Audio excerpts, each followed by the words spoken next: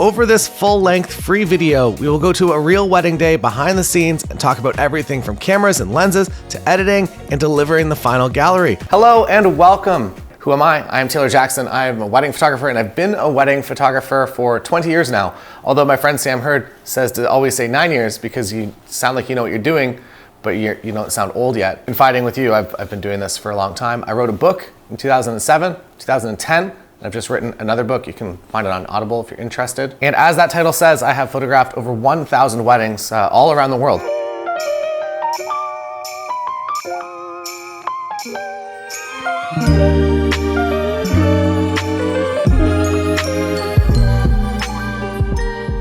So how wedding photography really changed my life? It has changed my life in a number of different ways. So when I was getting into it, the idea was primarily that I wanted a job that I could do and be somewhat location independent. I already had a camera, I was doing lots of concert photography as well as ski and snowboard and skateboard content, but that wasn't really paying the bills. I realized that if I wanted to make photography a career, that I would have to take the skills that I learned there and actually transport them into something that actually made money, like weddings. And as a concert photographer, there were so many parallels with photographing my first wedding, especially when it came to the reception, that it was low light, fast movement, and not so pretty venues. And in that description, both concert photography and your first few weddings are pretty similar. The thing that I realized pretty quickly is that they've set up something very nice for you to photograph, and you get to pick the time of day usually, that if you want to take the couple out for a sunset session, you can actually take them out over the good light part of the day and you can create some incredible work. I think maybe the best part about wedding photography is that you're creating something that is immediately valuable for your couples and something that is valuable for the rest of their lifetimes that will be passed down. I think that is really, really darn cool.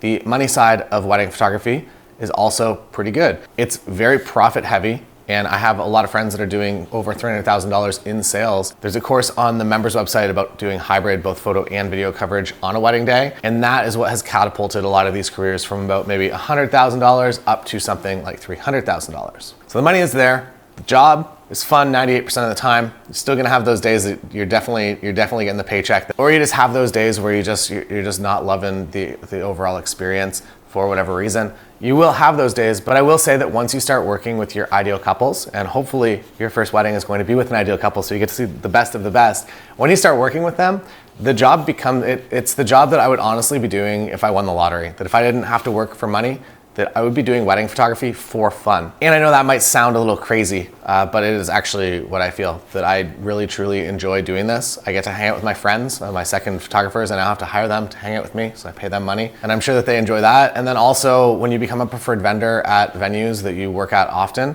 you kind of feel like you're going into not necessarily an office job. I got into wedding photography to escape ever having to have a 9-to-5 office job. But there are elements of that I miss, such as the community. And when you are a preferred vendor and you know a lot of the staff, or you know the sales team or a bunch of the servers, you get to go in and you get to have a little bit of that 9-to-5, the good part of the 9-to-5, without actually having to be there from 9-to-5 and do a job that you don't really love. So to summarize, you're creating something of incredible value for your couples, for their families, that will be passed down from generation to generation, which is awesome. The money is there, and also the time freedom and flexibility is also there. And I know it might sound a little bit weird, but I definitely value having time freedom above all of the others. So selfishly, I guess I should say, I value the time freedom that I would rather have more time freedom and make less money than make more money, but have no free time to myself. I very much do enjoy the work, but I also enjoy having the time and the freedom to do the things that I want to do in my lifetime. So maybe if you're doing your first wedding and you're thinking to yourself, maybe this could be a career, I encourage you to explore that if it seems like something that could be fun and interesting to you.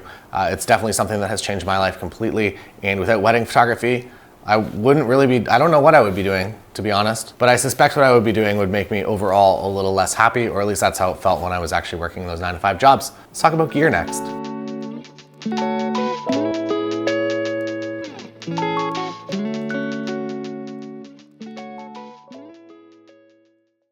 So let's talk about some cameras and lenses right now.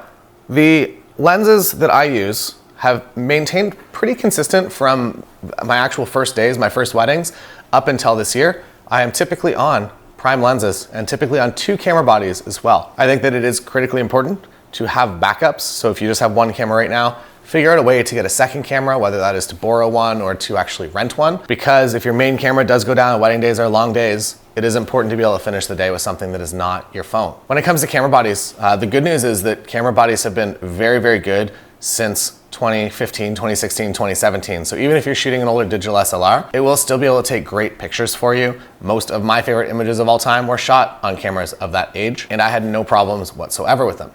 Now, moving into mirrorless, your life gets a little bit easier with eye autofocus. It makes your workflow on the day just a lot less stressful, as well as just higher quality images, I would say, with the newer glass. So if you're interested in what I'm using this current year, I have two cameras. I have a Sony a7 IV, which is right here. If I'm doing hybrid photo video coverage, this is the camera I'm using.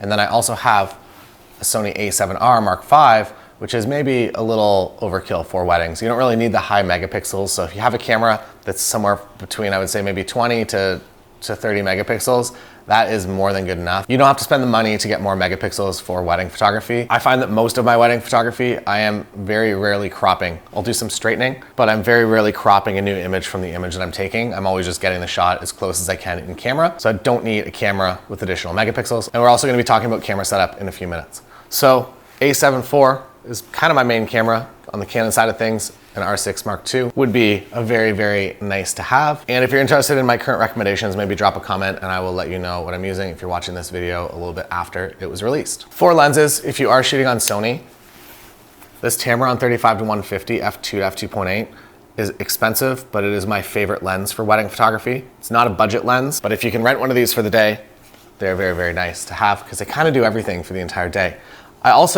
I'm okay with a 24 to 70. I like shooting prime lenses with really, really shallow depth of field. And a 24 to 70 just doesn't really give me that. If that's a lens that you prefer and you have access to it, by all means, it's great for wedding photography. It's super versatile, and especially in your first couple weddings. It'll help you out a lot because you're gonna be able to zoom around and get the shots that you need. But if you're like me and you really want that shallow depth of field, you find it very aesthetically pleasing, and that is important to you, prime lenses are kind of where it's at. This 85mm f1.8 for Sony is a very underrated lens. It's not the most expensive. You can definitely get more expensive lenses, but I think it is a lens worth having. Down in price point, you can also get a 50mm f1.8 pretty much for any system that you're shooting, and it will be pretty good. I would recommend getting one of these for low light reception coverage as well as details, even if you have something like a 24 to 70.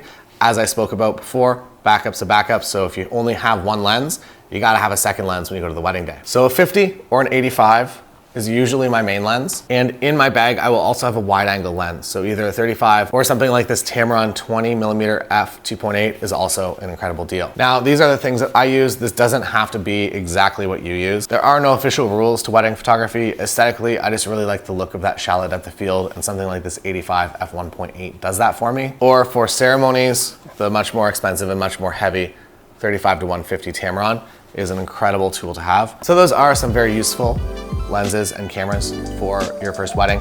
We will be doing more on the camera setup, as well as when and where throughout a wedding day I will use these lenses coming up.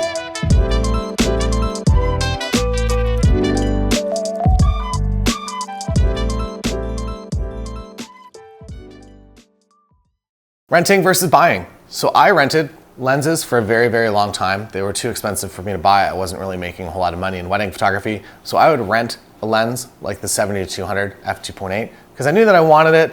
And also I knew that I wanted wedding photography to be my career. And the lenses I had were good, but a lens like that gave me a lot more quality. And I knew it was going to create images that would be in my portfolio for a lot longer. So I kind of saw every wedding as an opportunity to create something that was going to be beneficial for my portfolio years and years and years from now. And so even if I was making less money on those first weddings, I knew that I was going to be getting paid more because of the work that I was creating at them. So in that sense, I was very, very happy to be renting lenses that I otherwise could not have afforded. And I would recommend the exact same to you. That there definitely are lenses or budget lenses that are really good, like this 85mm f1.8, but there are also some lenses that just really aren't that great. And if that's what you have in your bag right now, it gets you through some family photos at the beach or whatever, that's awesome. But when it comes to wedding photography, if you do want to build this into a career, maybe consider upgrading that lens by renting for the weekend that you need it for. Another small life hack for this is if you do happen to know someone who is a wedding photographer and you're friends with them, you can potentially rent from them, but what I would recommend is actually hiring them for your first wedding if you can, so they can come out, they can have your back, And if you are friends and it's cool, and we talked about this before, if you shoot the same system, maybe you'll be able to share some lenses. So you have the gear that you need, but you also have somebody that's got your back throughout the day. One note on renting, whenever you do, so a lot of it's mail order now and a Pelican case will show up, and go through everything and make sure it's all totally functional before the wedding day. I've had a few lenses that have arrived that the autofocus motors have made some weird noises, and it is much better to figure that out on the day that it arrives rather than the morning of the wedding. And if you live in a big city with a proper camera shop, there's a pretty good chance that they probably have a rental program as well. So you can go in and you can just get it in real life, in person, which I do prefer if possible, just so you can see the thing before you actually leave the shop. That's all. Just rent lenses if you don't have them yet. Don't refinance your mortgage to buy gear if it's not gonna be something that you're gonna be using. And I would say wedding photography wise, there are a lot of specialized tools like an 85, 1.8, 1.4, that unless you're a portrait photographer outside of this, that you're probably not going to be using a whole lot again. So renting equipment is something that I would absolutely recommend.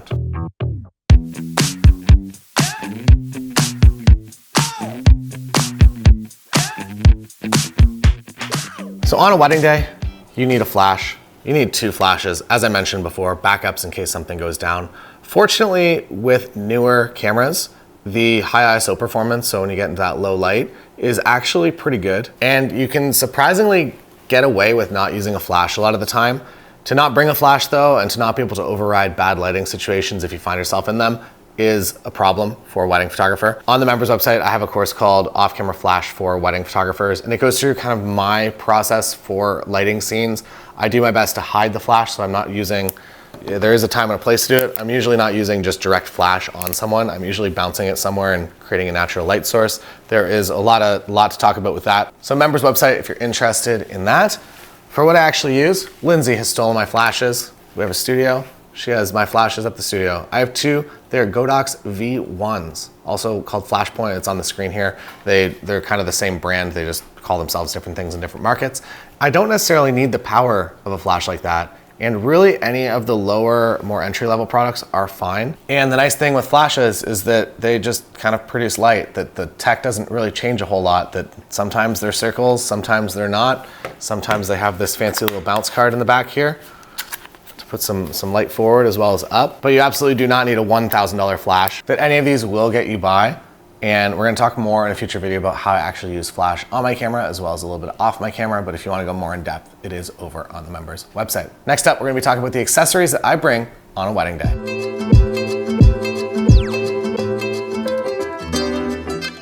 So I am incredibly minimal when it comes to what I bring on a wedding day. You've already seen my kit. It's 3 lenses, 2 camera bodies, that's it. Then I bring 2 flashes and also this light panel. You can get crazy and get a light stick if you really want to do some fancy colored lighting. This light panel right here will just make light of any color and pretty good intensity for how small it is. When I use this versus using a flash is usually in a more creative environment. If I'm using flash, I know that I need a lot of power. I need to really light a scene or somebody's kind of far away. If I can get close to people and I can be doing something creative with this, it's usually when I use this. Or get these little light sticks. You can get 2 of them. You can do some nice by lighting. Whatever creative dreams you want to execute on a wedding day, you can if you want it. I just bring this though. Next up, my bag is a Peak Design Everyday Messenger. It is, I think, the smaller one, unless maybe they only make one now. Inside is where I put my second camera body with my wider lens on it. So my second camera will be in here with the 20mm lens or maybe a 24mm lens or a 35. And then I will have the larger ceremony lens, the 35 to 150 in the center. And then on this side, usually I'll have my flash and maybe an 85. I find that this gets me through an entire day. I do have some backup things in my car, such as light stands, in case I need to put something like this flash up in another corner somewhere far away. But most wedding days, I bring this and only this. I also try to keep the weight down because I don't really love to just leave my bag around. I like to kind of carry it with me when I can. Also, if you're working with a second photographer, this also includes a laptop slot as well. So you can put your laptop in there and maybe a hard drive. So at the end of the night, you can just download cards to your hard drive so you don't have to leave the wedding day with your second photographer's cards. So yeah, that was an underwhelming accessories. I thought I'd have more tricks to show you. Unfortunately, I have a light panel and a bag and an extra battery, and that's it. Bring a charger too. But that can stay in the car. Also, if you have a cell phone charger with a USB-C out, you're able to actually charge most newer cameras via that. So you don't have to bring a charger and charge your batteries. I will also say that maybe at most I'm going through 2 batteries in a wedding day. If I see a 3rd battery, maybe that means it's a 16-hour wedding day. So a backup battery is a very nice thing to have, as well as bringing a charger on the wedding day.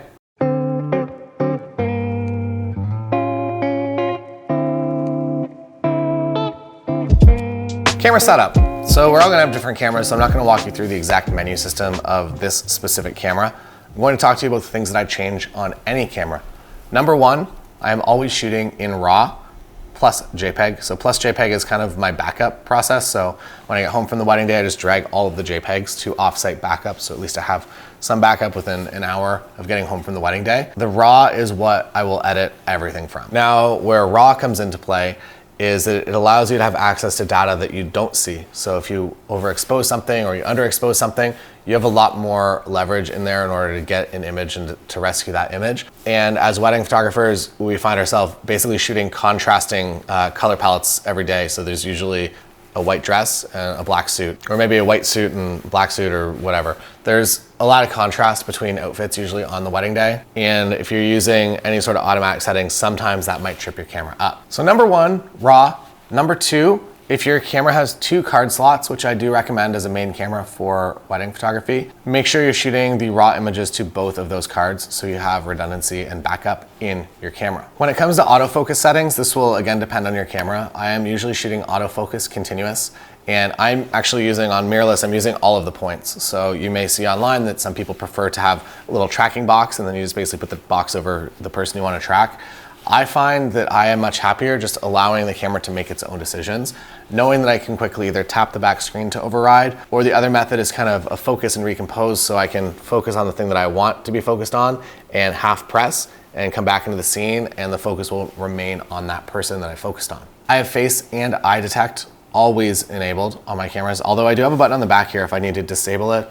Some cameras will call it kind of a product showcase mode where it will just ignore the person. It's kind of built, I think, for YouTube, I guess, that if I'm trying to show you a product, that my camera, it doesn't care about this, it sees a face in the scene, but if you set that product showcase button, all of a sudden, it'll actually focus on the camera like it's doing right now. To have that override is nice to have if you do have face and eye detect on your camera. DSLRs mostly will not have that feature, but mirrorless cameras, most of them do. If you do have different RAW settings on your camera, I have no problem shooting wedding days in a compressed RAW format. So there's usually a lossless, non-compressed format, and the files will be really, really big. I have found that I've never really missed out on quality that I've needed by shooting a compressed format. What this does is allows your cards to go a lot further on the wedding day. I do my best to never have to switch cards on a wedding day. So I will use larger cards like 128 gigabytes or even 256 gigabytes to know that I'm going to have all the data that I need in my camera. The most likely point that you're gonna have an issue with a card is the time that you're actually pulling it out of the camera or putting it back into the camera or putting it in a card reader. So the less you can do that, the better. So on a typical wedding day, if I'm shooting a camera that is roughly maybe 24 megapixels, I'll usually be shooting maybe 64 gigabytes, but I like to have more space on my cards so that I'm not getting nervous kind of coming into the reception being like, oh, I should shoot more on my second camera body because I don't want to swap my cards. On all of my cameras, regardless of brand, I will set up a button to switch my camera from full frame mode into APS-C crop mode. If you're using an APS-C crop camera, you might not be able to get more reach out of this, but basically what it does, it turns my full frame camera into a crop sensor camera. So you lose some megapixels, but you get more reach. So if you're using something like this 50mm f1.8 and you hit that button, all of a sudden, whatever the math is on 1.5 times 50, probably 75, that means that you kind of have a 50mm lens that can turn into a 75mm lens, or if you're shooting a 35, it can turn more into a 50, or an 85 can turn into whatever the math is on that. Now, when it comes to what mode I shoot my camera in, for a long time, I was always shooting in full manual mode, which means that I had full control over my ISO. I wasn't shooting automatic settings in ISO, and I had to set everything exactly as I wanted it to. In digital SLR, I think that this is still good practice. On mirrorless, now that you can see exactly kind of the image that you're taking, I don't think it makes as much sense. So now I'm a little bit happier to shoot on Aperture priority with auto ISO, but we're gonna talk a little bit more about that in a dedicated section once we've talked about Aperture and ISO and shutter speed. If you are renting a camera to use, make sure that you test that camera out and you make sure that everything's looking good and you've tested those files on your actual computer before going to the wedding day. And while I've given you some suggestions here, I would definitely recommend finding a YouTube video for your specific camera and seeing how others set it up. There might be some hidden things in there that make your life a little bit easier. So that is my camera setup. It's pretty relaxed, I would say. Overall, I don't really change a whole lot. The number one thing that you have to do, make sure you're shooting RAW. It will save you in times that you need the saving. And next up, we're gonna talk about what makes a good wedding photo.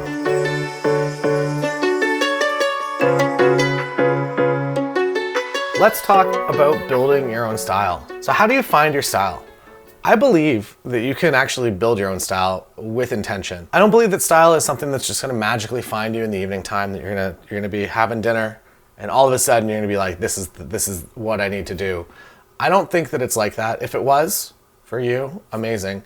But I would say for pretty much every artist and every photographer that I know, it's more of a process of collecting the images and the things that you like to look at and starting to create almost the average of that product. So everyone's not gonna have the exact same images that they like to look at, but when you put all of those together, all from different photographers, please resist the hesitation, just copy one individual and try to be them. But if you are collecting a number of images, you can do this on Pinterest, just add a bunch to your board, and you build that library for yourself.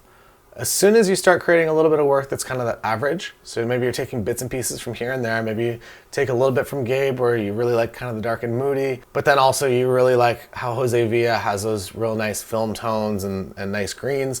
You can start to build your profile based on the things that you like. So I think step one, start collecting all the work that you like and almost immerse yourself in it. This means following everybody on Instagram and really just kind of opening your eyes every single day and being hit with the inspiration that you want to create something similar to. And then actually getting out and creating it. I think that this is the hardest part for a lot of us, that if you do want to make this into a career, you have to go out with intention and start creating the work. Again, maybe this is above scope if you're just here for your first wedding, but if this is going to be a pathway you're going to go down, your first wedding is the first piece of that. In the beginning, all of the first weddings that you shoot are so critically important to your portfolio and the direction of it. So if this is something that you'd be interested in pursuing, I already respect your commitment to being this far into this video and really understanding what it is that you want to create, because your first wedding is going to be an incredible opportunity to start that process. One thing I will say in terms of building a style is that if you are shooting weddings that maybe aren't the exact style that you would like to be going after in the future, it is important to find the elements of the weddings that you're going to that can fit your portfolio now, that don't disconnect from your ideal couple. In the beginning, I shot it was pretty much all my friends were in the music industry and they were all getting married. So they wanted a photographer that basically shot everything like band promos. And if I went to a very traditional wedding and shot some very traditional photos and had them in my portfolio, it wouldn't really attract more of that music style of couple. So what I did is I knew I needed to build more content. So what I did is I got my friends in Converse and non-traditional wedding dresses, and we went out and we found areas in town that really no other wedding photographers would be shooting. It was all like band promo locations that I would use for bands. And we would just go to those same locations, but just in different wardrobe. And that's how I started building my portfolio and attracting the style of couple that I really like to work with every single weekend. So know that your style is just not gonna find you. It's a collection of all the things that you like, finding that average and making the opportunities happen for yourself. And don't get discouraged when you see other people creating amazing work and you're like, that's so far beyond the realm of what I will be capable of. Know that it will be something you will be capable of. It just takes the time and effort to put into building your ideal portfolio before those opportunities start to unlock themselves naturally. We'll also be doing some editing in this as well. And I do think that even though style has a lot to do with the day and the lens choice and your eye as a photographer, the color palette can be done in editing. So if you're looking for that Jose Villa film tones, that's something that you can build a little bit more in post. You still need that nice light and you need to be selective over what images you actually put in your portfolio. But some of the color palette can be done in post-production. We'll talk about that a little bit later.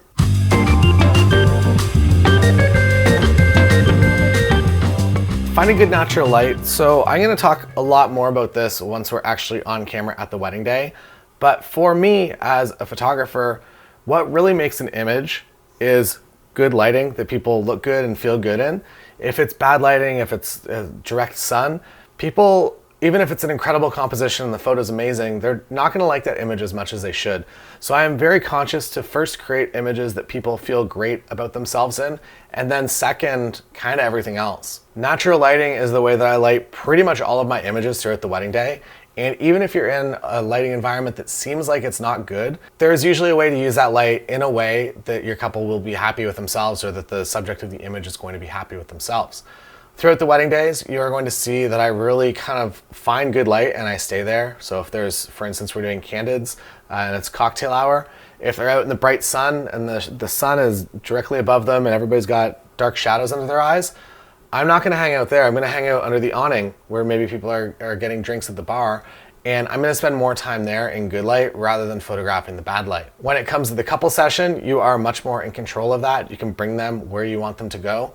open shade is always kind of my go-to. So if you have a big tree somewhere or it's late enough in the day that maybe the building is casting a nice shadow, I am always in that open shade rather than trying to photograph in bright sun. Once it gets to be around sunset, that's when we usually go out and get more photos in the direct sun. Pretty much all of my images, I am shooting backlit if I am in that environment, so I'm never really front lighting my couples. You can do it, you just have to wait until almost after sunset or like the last little bit of sunset if you are having somebody look directly at the sun and you want them to feel good about themselves in that photo. You'll notice that, for instance, a lot of models can take that really harsh light very, very well. But then a regular person put into the same lighting situation looks not good, and there are better ways to light it. So one of the easiest things I do when I walk into a space, I walk into a room or I'm just outside, is I'll actually fire up the selfie cam and I just go for a little spin. Usually there's one direction, so if you spin all 360, there's usually one direction that your selfie cam is going to show you a much better looking photo of yourself. And that is where you want to put the couple. So I'll go in, I'll do a quick little scout like that, and I'll figure out where they need to go. And that includes things like under trees. So you're under a tree, there's nice open shade. There's usually one direction of light under that tree where it's going to look the absolute best. So go in, experiment on yourself very quickly and figure out where that spot is, and then bring the couple into it quickly. You can also just use your hand and figure out when it starts to look good, but I find that looking at myself in that light gives me a much better idea of what a normal person is going to look like when put in that scene. If you absolutely cannot find good natural light, and there's just no way, I will say on record that I've done a lot of weddings and I've never been put into a scene where I couldn't do anything with the light. There's always a way to figure it out. There's always something that you can do to give the couple the best light possible. If you are in the worst condition, which I would consider to be in a field, in the middle of a sunny day, the 12 noon sun directly on top of everyone, the best thing that you can do in that situation is have people turn away from the sun. So even if the sun is directly above, there will be a direction where you can face them that at least their face is going to be a little bit in the shade. And even if that means if they have white or gray hair, it might start to turn to white and overexposed. But if you're able to get their face in that little piece of shade, even though they're in the hot sun, but their face is in the shade, they're going to feel a lot better about that image. Rather than having everyone face into the direct sun and having everybody be a little squinty, they're just not gonna look their best. If you're nervous about lighting, I would say to go to the place that you're going to be doing photos for your first wedding at the time you're going to be there on a sunny day.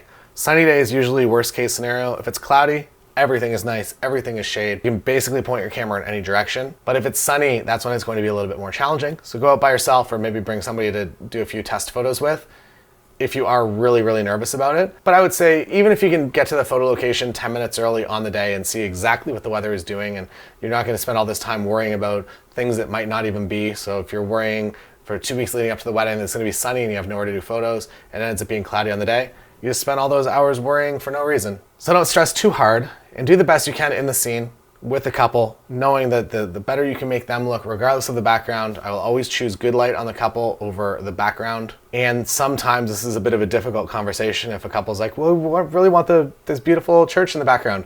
I'll do that shot, but I'll do it a little bit wider. I find that the wider your lens goes, the more it's going to hide that bad light.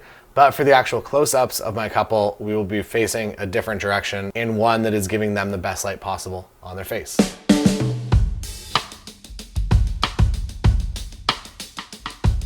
This section is going to be about aperture, ISO, and shutter speed. They are the three things that make up something called exposure. And they do make a little bit of a triangle, so if you increase one, let's talk about it. Aperture is number one. Aperture is the number that you're usually going to be seeing on these lenses, so you'll see the focal length. So f1.8 is the aperture, and that means the light that it allows through. It's not a great example because when you take them off the camera, they just go down to f22. But if you were to look through an older lens where you could manually control the aperture, you would see that when you're at 1.8, it's letting a lot of light in. Pretty much the entire lens is just open, and as you stop it down to f22, the hole gets smaller and smaller and smaller. When you're at f1.8 or 1.4 or whatever the smallest number your lens goes down to, you're gonna get the most shallow depth of field in that setting. So what I will do a lot of the time is I'll actually shoot with my camera in aperture priority mode, which basically just allows me to set my lens like that. It's called wide open whenever you're at the minimum aperture. And aesthetically, that's the look that I really like. You are getting shallow depth of field, so as I get closer to the camera here, you'll see that the background is a little bit more out of focus. When I'm on a wedding day, if I know that there's somebody kind of here that I also need in focus, that is when I will do something called stopping down. And what that means is making my aperture a higher number, maybe f4 or f5.6. Aperture is also a little bit contingent on your distance from who you're focusing on. So if I'm on an 85mm lens and you're 100 feet away from me, and I focus on you, I'm not gonna get that nice background separation, but as you get closer to the camera, the closer you get, the more out of focus that background's going to be. One of the reasons that I like prime lenses is because it allows you to get that really shallow depth of field, so you can shoot at 1.8 or 1.4, whereas zoom lenses will usually start at f2.8 or maybe f4. So your aperture's open nice and wide, it's letting lots of light through. That means your shutter speed is going to have to be a little bit higher in order to compensate for that. So if you're out in the bright sun or you're in an environment like this, you're letting so much light through the lens, you are going to have to go up in shutter speed in order to compensate for that. Next up, shutter speed. So if you're using aperture priority, so you're setting what you'd like your f-stop to be, you are allowing the camera to actually control your shutter speed. There are definitely circumstances that if you go out in the bright sun, that the shutter speed might not be able to get high enough in order to not make the image overexposed. If you're shooting a lens that's an f1.8 and you're outside, most cameras should be able to get a high enough shutter speed that it's pretty close. But if you have a more expensive lens like an f1.2, there are going to be situations when you might have to come down to f1.8 in order to not overexpose the scene. There are also what they're called neutral density filters. They're basically filters that go on the front of your lens that are like sunglasses. So if you really do want to be shooting at f1.2 outside, you may have to get one of these filters in order to let a little bit less light into the front of the lens. So if you're set to aperture priority mode and you're going outside and you're looking at the back of the screen and it's way too overexposed, that means you have to stop down. With my aperture priority mode, I also do something called auto ISO. So ISO is essentially your, I guess we'll say it's the sensor's sensitivity to light. So it used to be in the film days that an ISO 800 film would be a lot more sensitive to light than an ISO 400 film. And there's different stops in math. But now with digital, rather than having to choose the film that you want to put in, you just get to use all the ISOs. So I run auto ISO if I am in aperture priority mode.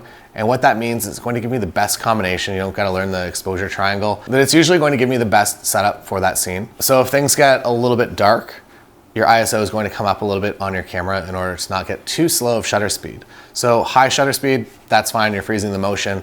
But as you get into lower light environments, if you notice that your shutter speed is going down to things like maybe 1/40th of a second, you're going to start getting a lot of camera shake. One other thing to keep in mind is the general rule for this is that whatever your focal length is, so if you're on this 50mm lens, you should be shooting at least 1/50 or higher. This will make sure that you're not introducing any camera shake. That said, if you are on a 35mm lens and you're at 1/30th of a second, that's a very slow shutter speed and somebody walking in the frame will actually be blurred, or if you're photographing a speech and they're moving or talking, you'll start to notice a little bit of blur in the image. So my personal preference is to stay around 1/80th of a second or higher. And in your camera settings, you should be able to tell your camera that when you are in auto ISO mode to not allow the shutter speed to go below 1/80th of a second. So that is the easiest way to get exposure correct. You don't have to learn to shoot manual. Shooting manual is nice to learn over time, but I don't think it's a requirement anymore. If you do end up on the members website and doing the hybrid photography course, I would encourage at that point to start learning manual, because in video, in photography, a white dress gets a little bit closer to a camera.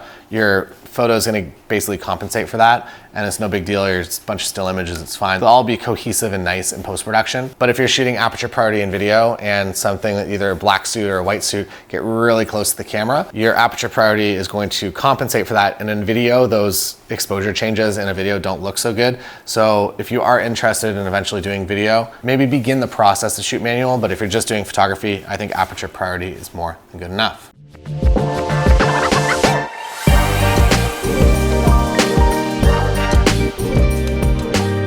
Now moving into flashes, some of your flashes will have something called TTL.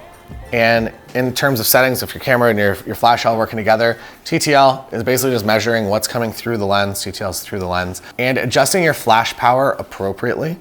I personally shoot on manual flash mode all the time. This doesn't have to be something that you do. TTL is more automatic and a little bit easier.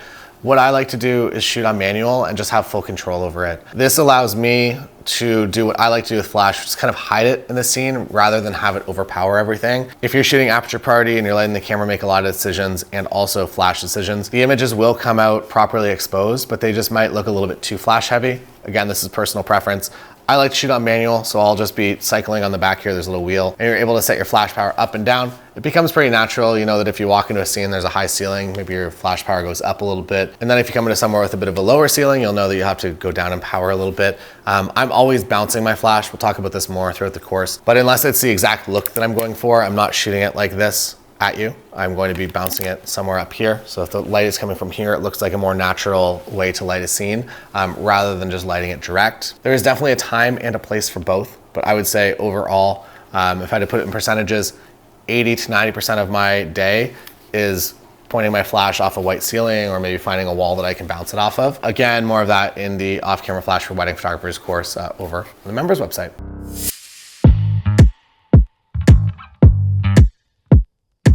All right, let's talk about posing. This is a post that I did for the members site some time ago. I do weekly content over there whenever it's possible. Otherwise, all the courses, if you're a member, you get access to all the courses and they keep appearing for you. So there's a lot of text in the actual post. I'm going to walk you through what I do on typical sessions. So say I have a couple, we arrive, say it's an engagement session, which is even more awkward. Wedding day, a little less awkward because you kind of know like the wedding photos are part of the day. Engagement session is just the three of you going out and taking pictures and it's a bit strange always. I begin by having people walk. So the first thing I'll do, hold hands, take a walk that way. I'll get a photo of the back of the dress, which is on the shot list that we're gonna talk about a little bit here. And then at some point I'll tell them, turn around, come back towards me, and I'll just have them smile and face each other. I'm not having them face the camera. I'm not doing anything crazy yet. I'm simply just having them walk away. They get far enough away, they turn around, they come back. This is from an 85, I think. I'm typically on an 85mm lens at this point, or maybe a 50, to give them a little bit of space so that I can get a little bit closer. As I mentioned, I'm pretty introverted and I find it very weird to be very close to my couples and taking pictures of them. So a 50 or an 85 is a more comfortable place for me. So I'll have them turn around, walk, come towards me. And at some point I'll be like, can you just like hug an arm or get really close together or even put an arm around each other and just get nice and close together. After this, I will usually stop them and have them put an arm around each other and smile and face the camera. I will be completely ready for this photo when I ask them to do it, that I'm not gonna have them standing there for too long smiling and facing the camera and becoming uncomfortable. It's very much, they're walking, they have an arm around each other, they just stop kind of where they're at and they just smile and face towards me, take like 3 photos, and then we continue on somewhere else. I'll also typically photograph if we're going somewhere, we're doing something, I'll kind of photograph all along the way. When they're walking away, I'll also have them stop and kiss. And then I'll also do some things where they kind of hold hands and spin in a circle or something a little bit more artistic if I have the time. If I don't have the time and I have 5 minutes for the entire photo session, I will simply do the hold hands, walk that way, turn around, come back towards me, look at each other while you walk, hug an arm while you walk, arm around each other while you walk, stop, smile and face the camera. And I will get that at a few different distances. So if I'm on a prime lens, I'll just kind of take a few steps back, I'll get a few different shots. I'll be moving with them while they're walking, I'll be accelerating away or getting a little bit closer. So they get a lot of different variations very quickly. If they have some sort of set or ceremony space that they've set up, I will also have them in that space, kind of doing the same thing. And in this case, I simply had them hold hands and smile and face each other. Then right after that, I'll ask them to smile and face towards me. Then I'll ask them to put an arm around each other and get really nice and close. And then you get 3 variations of a similar shot that all feel a little bit different. So you can either shoot those all at one focal length or you can move around a little bit and get some variations. Another simple one is to ask for a forehead kiss. Usually that unlocks some sort of real emotion for a second. I would say always be ready to go. As soon as you tell the couple what you want them to do, be ready to photograph it because usually within the first I would say maybe even half second to 1 second, that's all the best emotion from that. Or when they feel like the photo's already done and they've relaxed, those are kind of the 2 spots that I get the best emotion. Hand placement is also something that I very much look for, that I don't want to have people just with hands dangling down at their sides. It doesn't look very good. Having hands on shoulders or hands on elbows really kind of brings things together and makes the image feel a heck of a lot more complete. This hug works sometimes. You can try it. 25% of the time it works every time. The other times it feels like prom. So if it works for you, it works for you. If not, that's fine. This is another example of kind of the just hug an arm and just be close together there. I will also tell all of my couples when we first meet and we first begin walking that I'm not going to pose them like every single limb for every single photo, that we're basically just going for a walk. I want you to be happy with one another, stay close together, hold hands, have arms around each other. If you have ideas for photos, by all means jump in and we can put them together. And then I assure them if they're doing something weird, I'll let them know. But otherwise, like, let's just go and have fun. And with that speech at the very beginning of the shoot, Usually all of these images are a lot more organic and natural, and my main goal is to have my couples feeling completely normal as fast as possible, which is a bit weird because I'm obviously there with the camera, but the faster they can get in that headspace and just be normal and comfortable, the better images that I'm going to get. Another easy one, regardless of where you're at, you can always ask your couple to dance or practice your first dance. Some couples, they actually want to practice their first dance and it's helpful.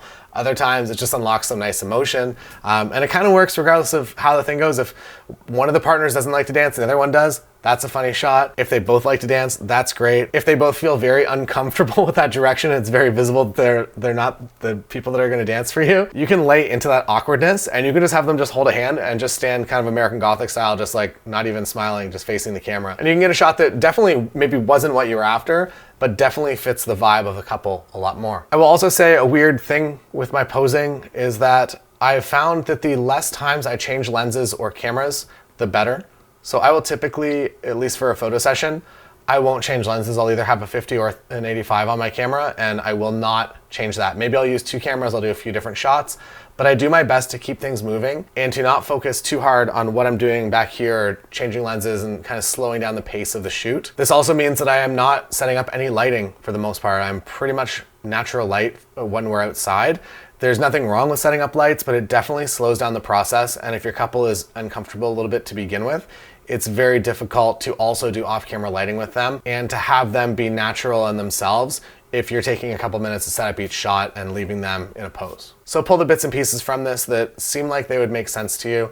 I do find that just movement gets couples really being themselves very quickly, and that is my number one goal.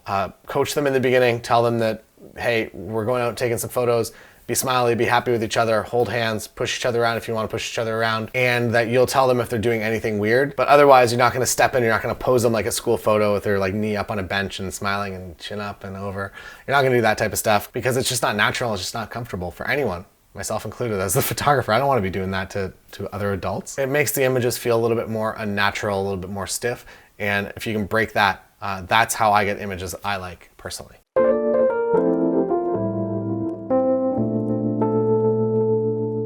Before the wedding day, 1 month out, I'm going to assume at this point that there's been an agreement, that you figured also, even if it is a friend, still have a contract that outlines deliverables. There's a contract on the members website.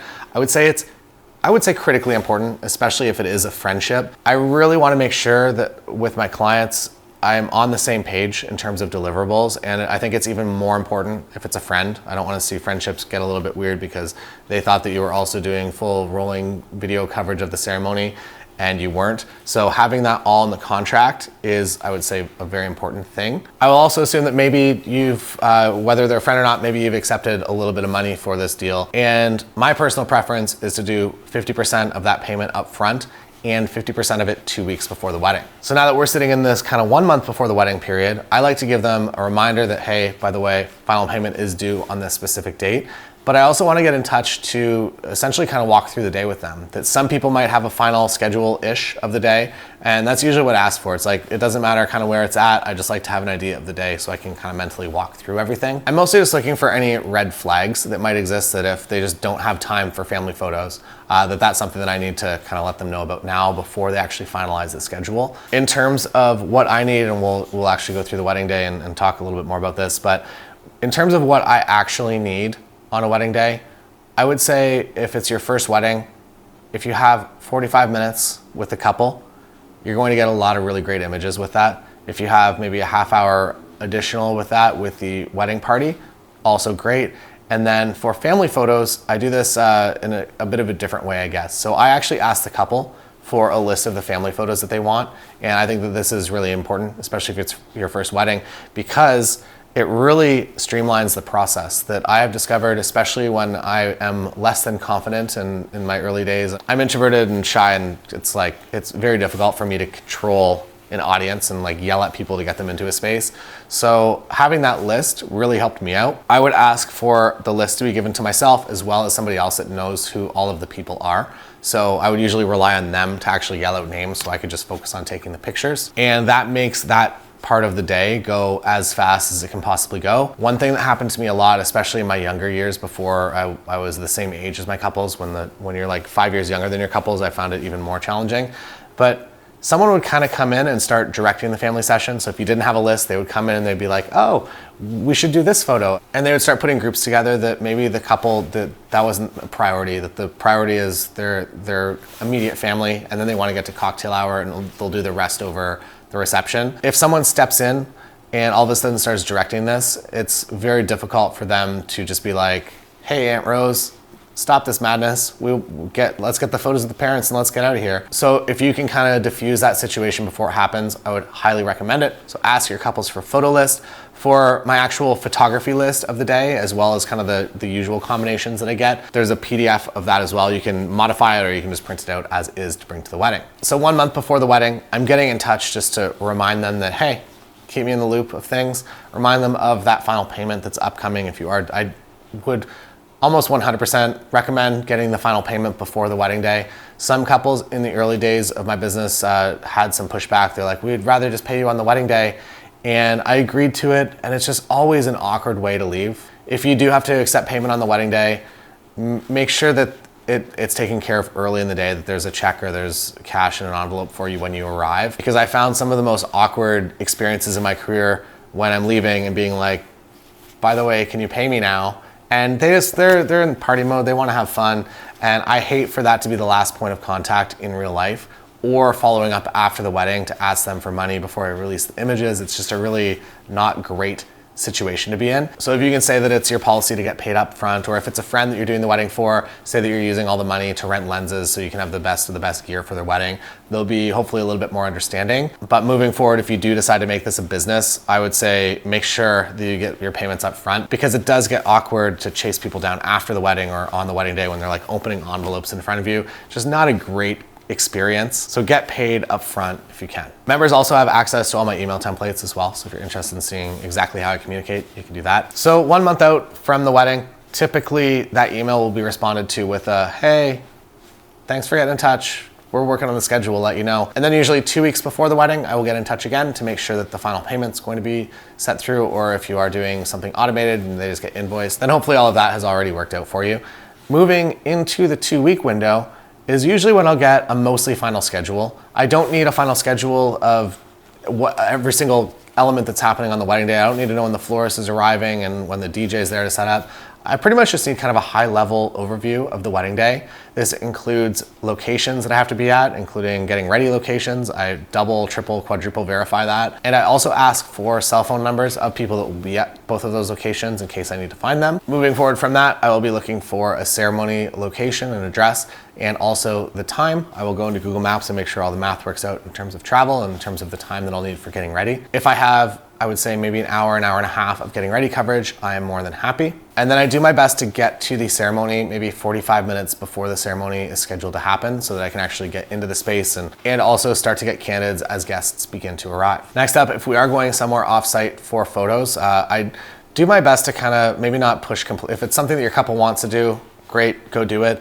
But I find that if I can do all the photos, specifically for family photos, at the ceremony space or at the reception space, workflow-wise, it usually works out a little bit better than trying to get everybody in cars and then to a park that one person's gonna get lost or whatever it might be. If you can do them on site, speeds the family photo process up a lot. I don't mind going to a photo location with a couple and maybe the wedding party, especially if they have a limo, it makes it easy.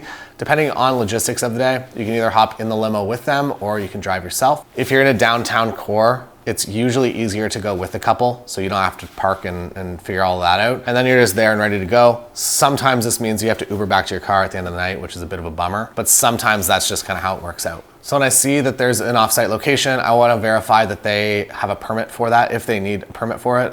If you're a smaller city, usually there's no permits needed. Bigger city, more likely that you will need a permit for it. I just like to make sure that the couple knows that if there is a permit required, that they know that in advance rather than showing up on the day. From there, reception, address, and timing for that. And usually I'll get a little bit more of a breakdown. For the ceremony, I don't really need kind of a play-by-play. It's like if the ceremony begins at 1 and ends at 2, that's fine, I'll be there.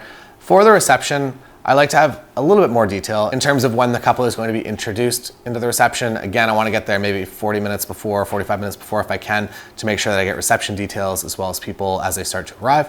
I do like to get that room shot with nobody in it if possible. And usually there's a small window for that before guests start to arrive. After that, I just like to have kind of an organized list of that, okay, we're gonna do, some of my couples do the first dance before dinner.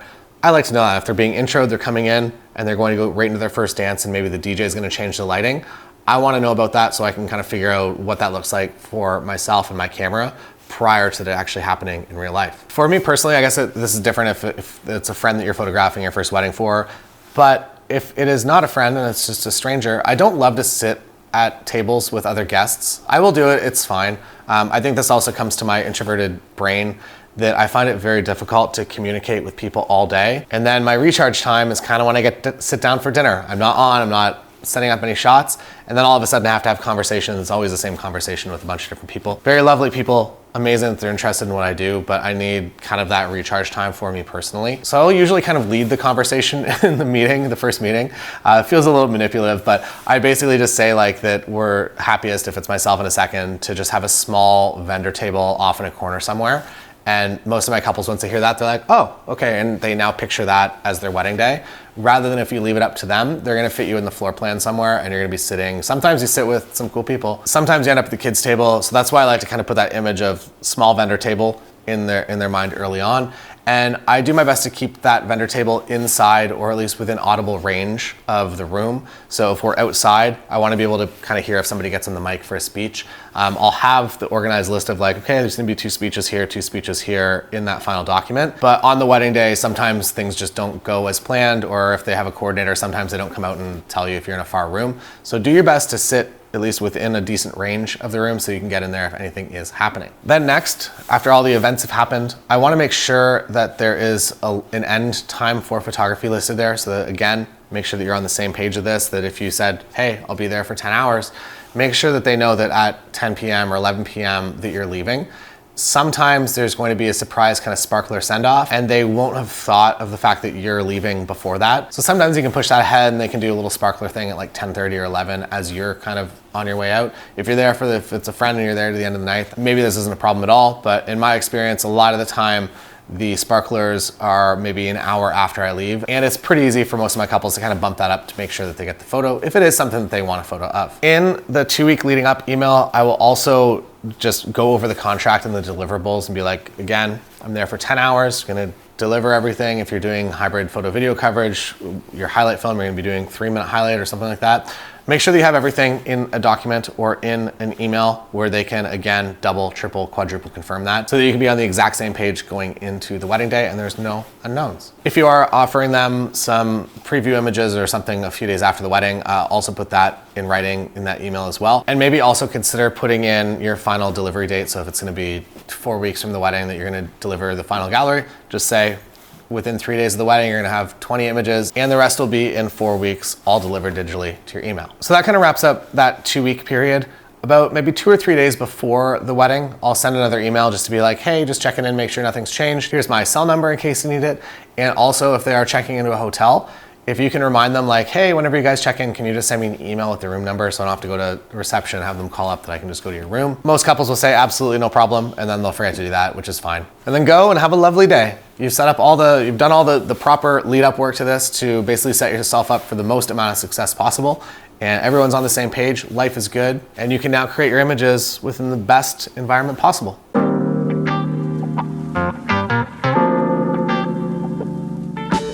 All right, my checklist, it's available on the members website if you're interested. There's also a doc version, so if you want to add things, subtract things, you can do that. I would say that overall, these are things that you'll just do. You'll walk into a room and be like, oh, there's a dress hanging, I should photograph that. But it's very nice just to have that checklist that you can just kind of go through and make sure that you do in fact have everything. There's also no official rules to wedding photography, that these are all kind of what I do, but they don't necessarily have to be exactly what you do. I'll also discover that every now and then in a first meeting, a couple will be like, I don't need a shot of my dress hanging, that's dumb. And in those situations, I will usually just not do a whole lot of details. I'll still do some, because even though they might say that they don't want detail shots, if they have nice invitations and I have a few minutes, I think it's nice to document them, but don't let that take time away from the candid coverage. So if a couple really wants candid coverage and they don't want the stuff photographed, don't do a whole lot of stuff photography, but I don't think that there's anything wrong if you see an invitation sitting there to lay it out quickly and grab a photo, or same with shoes. But don't deliver them 45 images of the shoes slightly different with off-camera lighting and natural light and whatnot. So these are the things I look for. Let's go through them real quick. Let's do it. Location exterior, so anytime that I arrive, I want to be getting an exterior shot of the location. I want to get a shot of the dress hanging, dress details, jewelry, shoes, ring shots, anything that they have, so wedding, invitation, other details. When I go into the getting ready space, I basically just ask them what they have, and usually they just like a bunch of people just bring things to me and I'll be like, great. I always do those photos in a space where everyone can see me as well, so that I can allow them to warm up to the fact that there's a photographer here. And that's the first thing I do. So I don't just barge into a room and start snapping candids. I will do that instead. I'll usually wait until maybe more of the end of the hair and makeup session to start getting photos. Before I start getting a lot of photos, I don't really love to get half done makeup. No one wants to see their wedding gallery open with that. I would prefer to have finalized makeup. So I ask the makeup artist to do a couple brush strokes at the very end. Any bouquets, flowers that are there. So usually if there's a veil or really anything that maybe a makeup artist or hairstylist is going to be putting in, but if they don't know each other that well, I usually ask for somebody else to kind of help out, at least for the photo. And I know this is kind of fixing the story a little bit, but that's kind of what I do. If they're great friends with their makeup artist or hairstylist and that's who they've known for years, then by all means include them. But if they're not somebody that they see on a monthly or weekly basis, I would say it might be better to get a shot of kind of the mother of the bride or somebody putting in the veil rather than the makeup artist. Bridal party candids, this is, I guess, dependent on what's all going on there. Sometimes it is absolute chaos and I'll grab a few photos, but sometimes there's just not a whole lot to get and you have to get people out of that room as fast as possible. Putting on jewelry, I'll usually, if there's a bridal party, I'll usually try to come up with like a small task for each person. So maybe somebody helps with the earrings, somebody helps with shoes, somebody helps with the dress. Maybe that's a little bit silly, but I like to include everyone. I think it's a better photo. I don't know, I guess it's the same use as just smiling, facing the camera with each individual person, which is also on this list eventually. At this time, I will typically spend maybe 5 to 10 minutes doing photos with just the bride or brides, depending on, I guess, the scene. If it's a same-sex wedding, a lot would typically get together, which honestly makes my life easier. Everything in one spot, it's awesome. But whoever I'm there to be photographing the prep for, I'll do maybe not even 5 minutes of photos with them. It'll be like 3 minutes, usually near a window, put something together really quick, have them look out the window in good light, have them look towards you, and then that's kind of all that I need. Hair and makeup's gonna be the freshest it's going to be all day, especially if it's a hot day. Get that photo early. If there are family around, I will typically get those photos at this point, just quick individuals if we do have the time. If we don't have the time now, these kind of get bumped to the family photo section, which is also fine. If you can kind of plan ahead and get some advanced things before the family session, basically means that my couple can get to cocktail hour faster, which they're usually pretty happy about. This is also something that I do at every wedding. So anyone that's basically there for bridal party, I'll do, if we're there for bridal prep, I'll do a bride with each of the people that are there. Again, if that happens later outside or if the light is better, that's fine also. These are all contingent on bad lighting. I will try to leave that room as fast as possible, so maybe we go outside or maybe we just do it another time. Leaving location, I like to have at least a little bit of a transition shot. It's a bit weird to just like cut from bridal getting ready to ceremony. So I like to have a few transition shots. And then when it comes to a groom side, usually it's a lot more chill. It's like maybe 5 or 6 small details. I don't love the shot of the groom's shoes with socks. I feel like it's kind of dumb, but I still will do that and do that flat lay. If I haven't been told that they don't want that at all. Getting ready, usually some cheers shots, maybe they're drinking some whiskey, whatever it might be. I try to document that, and then I will do the same as the other side. Then I'll photograph the groom with, any family that's there, and then also with any of their bridal party. First look, you're gonna see this more in the first look section on camera, but I like to photograph them both kind of before they see each other, like over the shoulder or something like that. And I will typically do the first look. I will get the reaction if it's a bride-groom wedding. I will get the reaction of the groom turning around. So usually the bride will come up and be like, hey, turn around. And the groom will turn around. I'll get that reaction. And then I'll kind of cycle around. So I'll get lots of candids. Anyone that's there, like creeping through trees or in windows trying to watch, I make sure I grab a few photos of that because that's kind of part of the story that maybe they didn't see. That'll give them a bit of a laugh later. And there always are a few people creeping during first looks. At some point in the first look, they'll both just kind of be like, we don't know what to do now. What do we do? Help us. And at that point, usually I do a few photos of the two of them. A simple smile, face the camera. Then I have them walk this way, walk that way, as I spoke about in the posing section. And then if we are going to be going into family photos or bridal party photos at that point, I'll usually do those simple photos with them and then go and get those done. I we'll typically do kind of like these small 5-10 minute sessions with my couple at multiple different points of the day, that rather than doing a half-hour session at one time, I'll do a 5-minute session here in this location and a 5-minute session here in that location. So I'm not trying to take them away from their day too much, that they're naturally in a spot that's nice. I'll set up some photos, or maybe we'll do some off-camera light, or we'll do something. But the less that I can steal them from the day, the happier I am. During the ceremony, you're gonna see all this, but again, start with that exterior shot, as well as any wedding vehicles. If people are arriving in cool vehicles, make sure that you try to at least get a shot, or if you have a second photographer out there, have somebody there to document that experience. I feel like it is a moment that's often missed, maybe one of the most missed moments in weddings, and it is very nice to have, even if it requires you maybe jogging a little bit to get back to the ceremony. Usually they'll tell you if the car is disappearing and that car is never going to be seen again, but if it is around, maybe you can stage it a little bit later. I do my best to get every single photo. We won't go too deep into this, you'll see it. I do my best to get a photo of pretty much everything that kind of happens that I would feel would be notable. Different types of ceremonies. If you're at a Greek ceremony, obviously it's going to be different than a typical Christian ceremony, or my ceremonies, which are like 10 minutes usually. So if you're unsure about the ceremony that you're going to be encountering, ask the couple, or ask the couple if there's somebody that has like seen a lot of this ceremony and they're able to walk you through a few of the key elements. So if there are any sneaky elements, I've noticed that for a few Catholic weddings, every now and then they just like hide the kiss somewhere. So in Canada, we sign, I think in a bunch of Europe, you actually sign the wedding documents as part of the ceremony. And then sometimes whoever's officiating will just tell them to kiss, and they'll be like behind a table somewhere. And I just like to know that that's coming, so it doesn't stress me out the entire hour leading up to that moment. Post-ceremony, I go through a variety of different images. These are the ones that I will for sure get at every wedding. And the only one that you'll ever be requested, like, where is this photo if you miss it, is the most boring image of the couple smiling and facing the camera. I also do this individually as well. Bridal party, I try to do as many combinations as I can. I will say that I'm noticing less and less demand for bridal party images. 5, 8, 10 years ago, most of my bridal party sessions were pretty intense, that there would be like 15, 20 different combinations. Maybe we'd go to a few different locations. Now it seems like most of my couples, I don't know, maybe this translates to what you're about to do, maybe it doesn't, but I find that most of my couples are pretty happy with a few good clean shots. I would definitely do a few bonus shots that if maybe you're not sure that that was the exact right lighting, you can bring them to a few different locations, but I notice less and less and less demand on the big group photos, and a little bit more demand on the couple photos, and the couple actually getting back to the reception so that they can actually see all the guests that they invited. This is my basic family photo list. It's not too extensive. Again, as I mentioned, get your couple to write down all the photos that they want from family, and that will speed your process up a lot. If they don't give me anything, this is usually the list I go through, and I try my best to be very conscious if there are any sort of separations in the family. I will usually either ask that if there's anything that I should be aware of, or I will just kind of pick up on that and make sure that I don't really try to put two people that shouldn't be together. During cocktail hour, my strategy is usually just a lot of candids of guests. I like to make sure that everyone that's there is kind of documented, and this is maybe for a wedding up to about 250 people.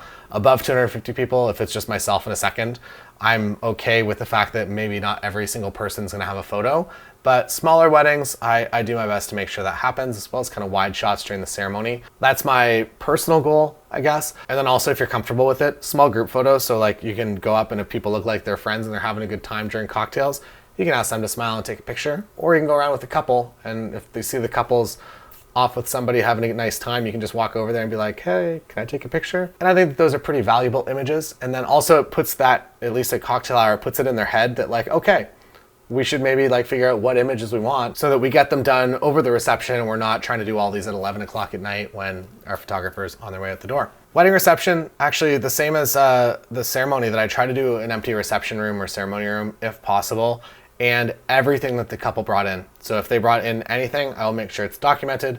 Again, within reason, if they've told me that they don't care about stuff and that they don't want photos of stuff, just the people, then maybe I'll do a couple just like kind of safe shots, wide shot, maybe 1 or 2 images so that they have something. But in that case, I wouldn't go too hard on it.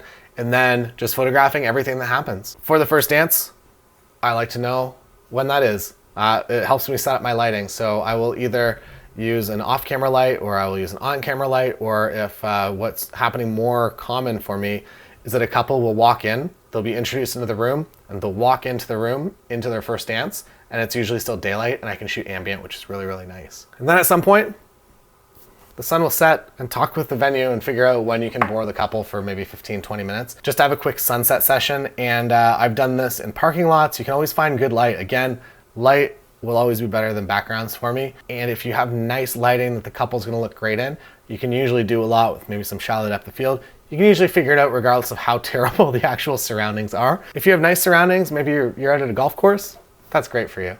If you're in a parking lot, then it's a little bit harder, but you can usually find some spots.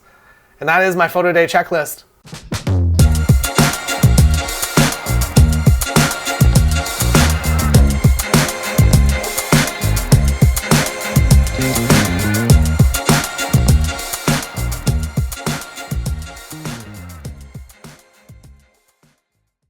Welcome to the wedding day.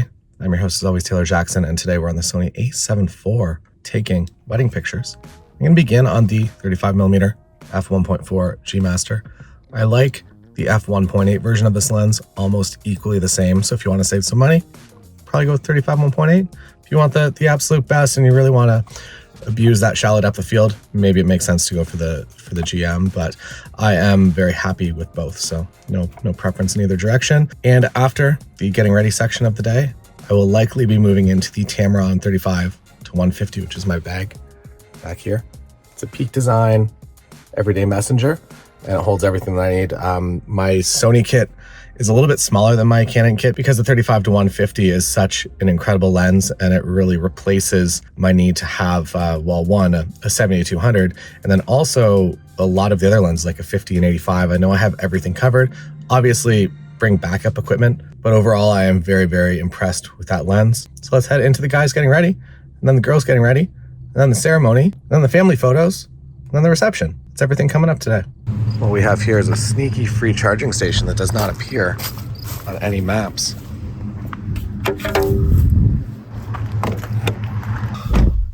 Pretty exciting stuff. For getting ready, I kind of do the same thing on both sides. When I enter the room, if you already know the people you're photographing, it's a little bit easier. I usually don't.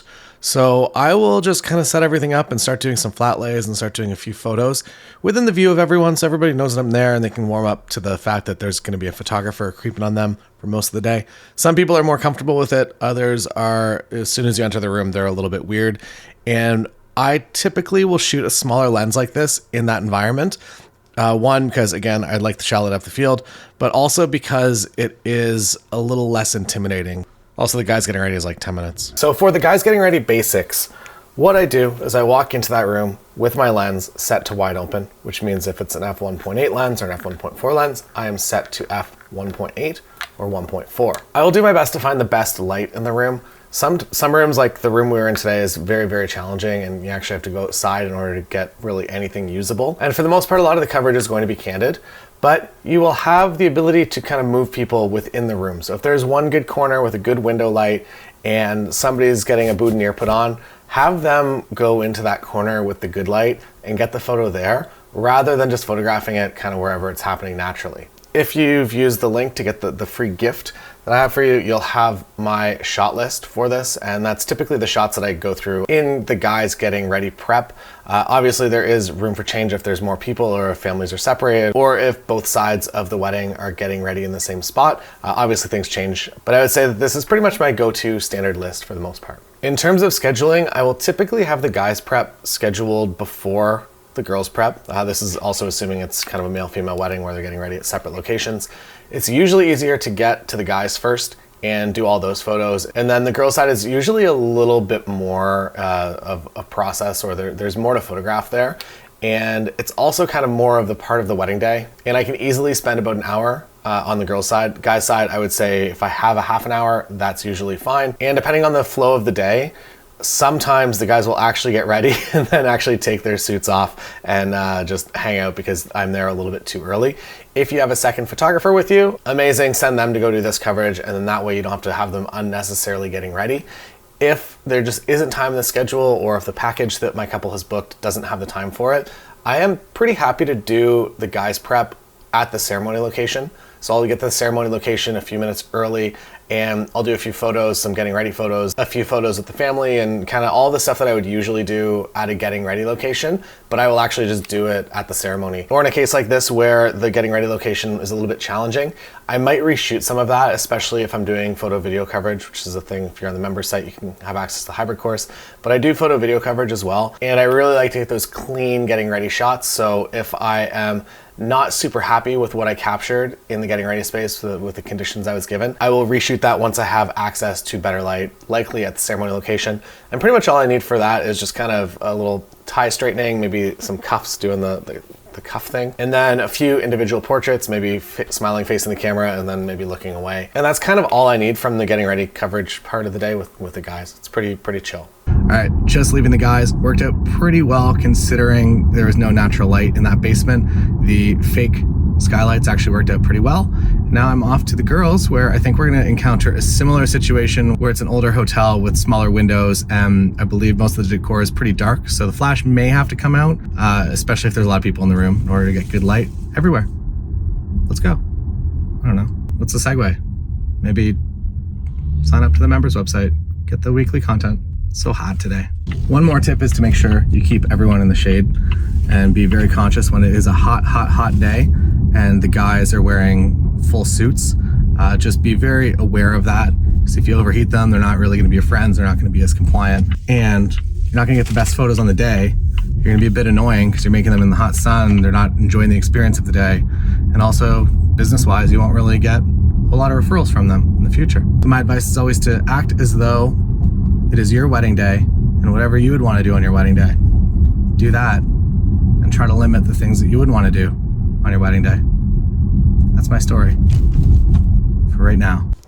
All right, today the ceremony space and reception space and girls getting ready location is all in the same spot, which is awesome for me as a photographer. I get to park one time.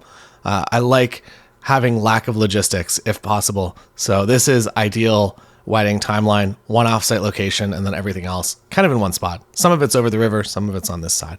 This is from my 35mm lens. I enjoy getting as many detail shots as I can as early in the day as I can, but sometimes things just aren't set up. Gonna go upstairs, do a quick round of details, and then head and see the girls. So my strategy for getting detail shots is usually I'll go around with a 35mm lens, or maybe a slightly wider lens, or a 50, and then I'll actually go around and do a similar round with my 85. So I'll get two perspectives, and I typically will say that I end up liking my 85 a little bit better, but there is still a time and a place for a wide shot with something like a 35 or a 20mm lens or a 24, whatever you have. I make it a goal to photograph everything that the couple has brought in, and I will do this now, knowing that candles aren't lit and maybe tables aren't completely finalized. And I will focus on the tables that are in good light. So as you can see, the tables in the back there kind of get into that weird mix of incandescent and also window light. The photos right here are pretty much all entirely window light. So wide shots hide that mixed lighting a little bit better, but for close-up detail shots, it's better to get that nice window light if it's available. As you can see there, kind of the fall off is a little bit weird.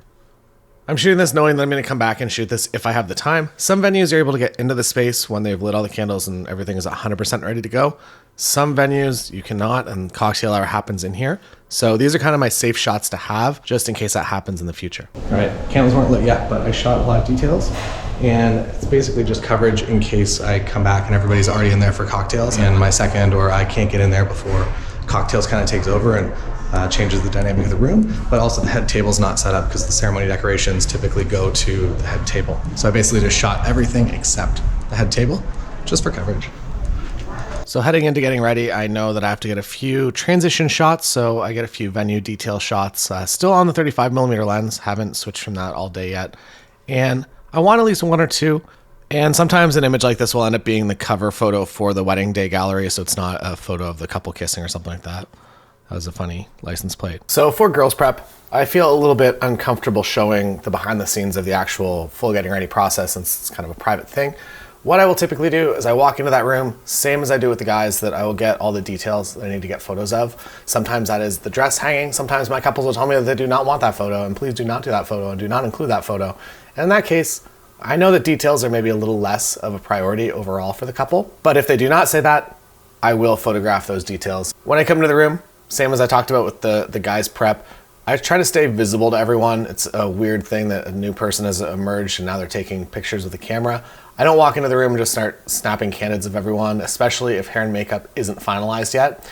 What I will do is I'll set that dress up, I'll get that dress photo, I'll get the invitations, I'll have a few brief conversations and just kind of warm everybody up to my presence. And my focus is kind of split half on kind of detail product photography and half, or maybe a little bit more than half, on what's actually happening in terms of candids of the day. I'm there, I would say, as soon as you're done with the details, you are in kind of full candid photojournalism mode until the dress comes on, and then you kind of maybe have to pose a few photos to get the best possible images. So I will typically shoot all of this either on a 50 or a 35, and that lens will be wide open, unless given a reason not to. Maybe in the case of shoes, if I want to get a little bit more detail, I might stop down a little bit. Most of my candids, or pretty much all of my candids at this point, are all going to be at wide open at f1.8 or 1.4, simply because there's a lot going on in the background, and the more that I can make that disappear, the better. Today, we're kind of inversing the process a little bit, where I'm going to be doing the getting in the dress photos after the first look with the bridesmaids, because we're in kind of a small room here. And this is the first look that it happens sometimes. I'm going to say it happens 5 times a year. If I photograph 50 or 60 weddings, it's going to happen about 5 times a year. And it's just a nice little candid photojournalism moment that you kind of maybe force in a little way, but it's a nice to have. So now I'm actually going to come in and I'm going to do the getting ready photos. One time that I will step in for sure is to kind of override any bad lighting. So you'd think near the window would be good lighting, but the lighting is much better here. So even though I'm kind of limited with where I can actually go and I kind of have to shoot around the bed, the lighting is much nicer there. And again, nice lighting makes people like the images of themselves a lot better. And overall, they're going to be happier with your photography. So you have the checklist of the photos that I'm looking for here. Again, sometimes they happen, sometimes they don't. I'm kind of there, especially with time constraints. Typically, we're running maybe not behind at this point, but we're pretty close to exactly where we should be, which means no bonus time. I'm not able to take everyone outside to get a few photos, so I know I'm going to do those after. And what I will get for sure is a few bridal portraits, usually kind of smiling facing towards me, and usually one facing out the corner towards the window there. So today we're headed towards a first look. We're going to do some of the photos before the ceremony, but if there is no first look and we're rolling right into the ceremony, I kind of hang out and I'm just in full photojournalism mode, and I'm just documenting what happens. I'm trying not to be obtrusive, and I'm letting, as you can see, I'm shooting kind of over my chest there from the screen, and I'm really just trying to be a fly on the wall at this point and document what's happening. All right, moving into first looks. What a first look is the first time that the couple sees each other. Reason they might want to do that is to do a lot of the photos before the ceremony. So if they really want to be part of their cocktail hour and hang out with their guests, there's a pretty good chance that they will tip in the direction of doing a first look. It's a bit of a candid or a forced candid photojournalism moment, and it's a bit weird for a few seconds, but it is overall a nice moment, and it's also nice for just calming of the nerves as well. So today, up until this point, I've been on a 35mm lens. A 50 definitely could have also worked throughout this getting ready. I probably wouldn't go much wider than that for the at least the getting ready situation, because there's kind of a lot in the room, and the less I can include, kind of the better image overall.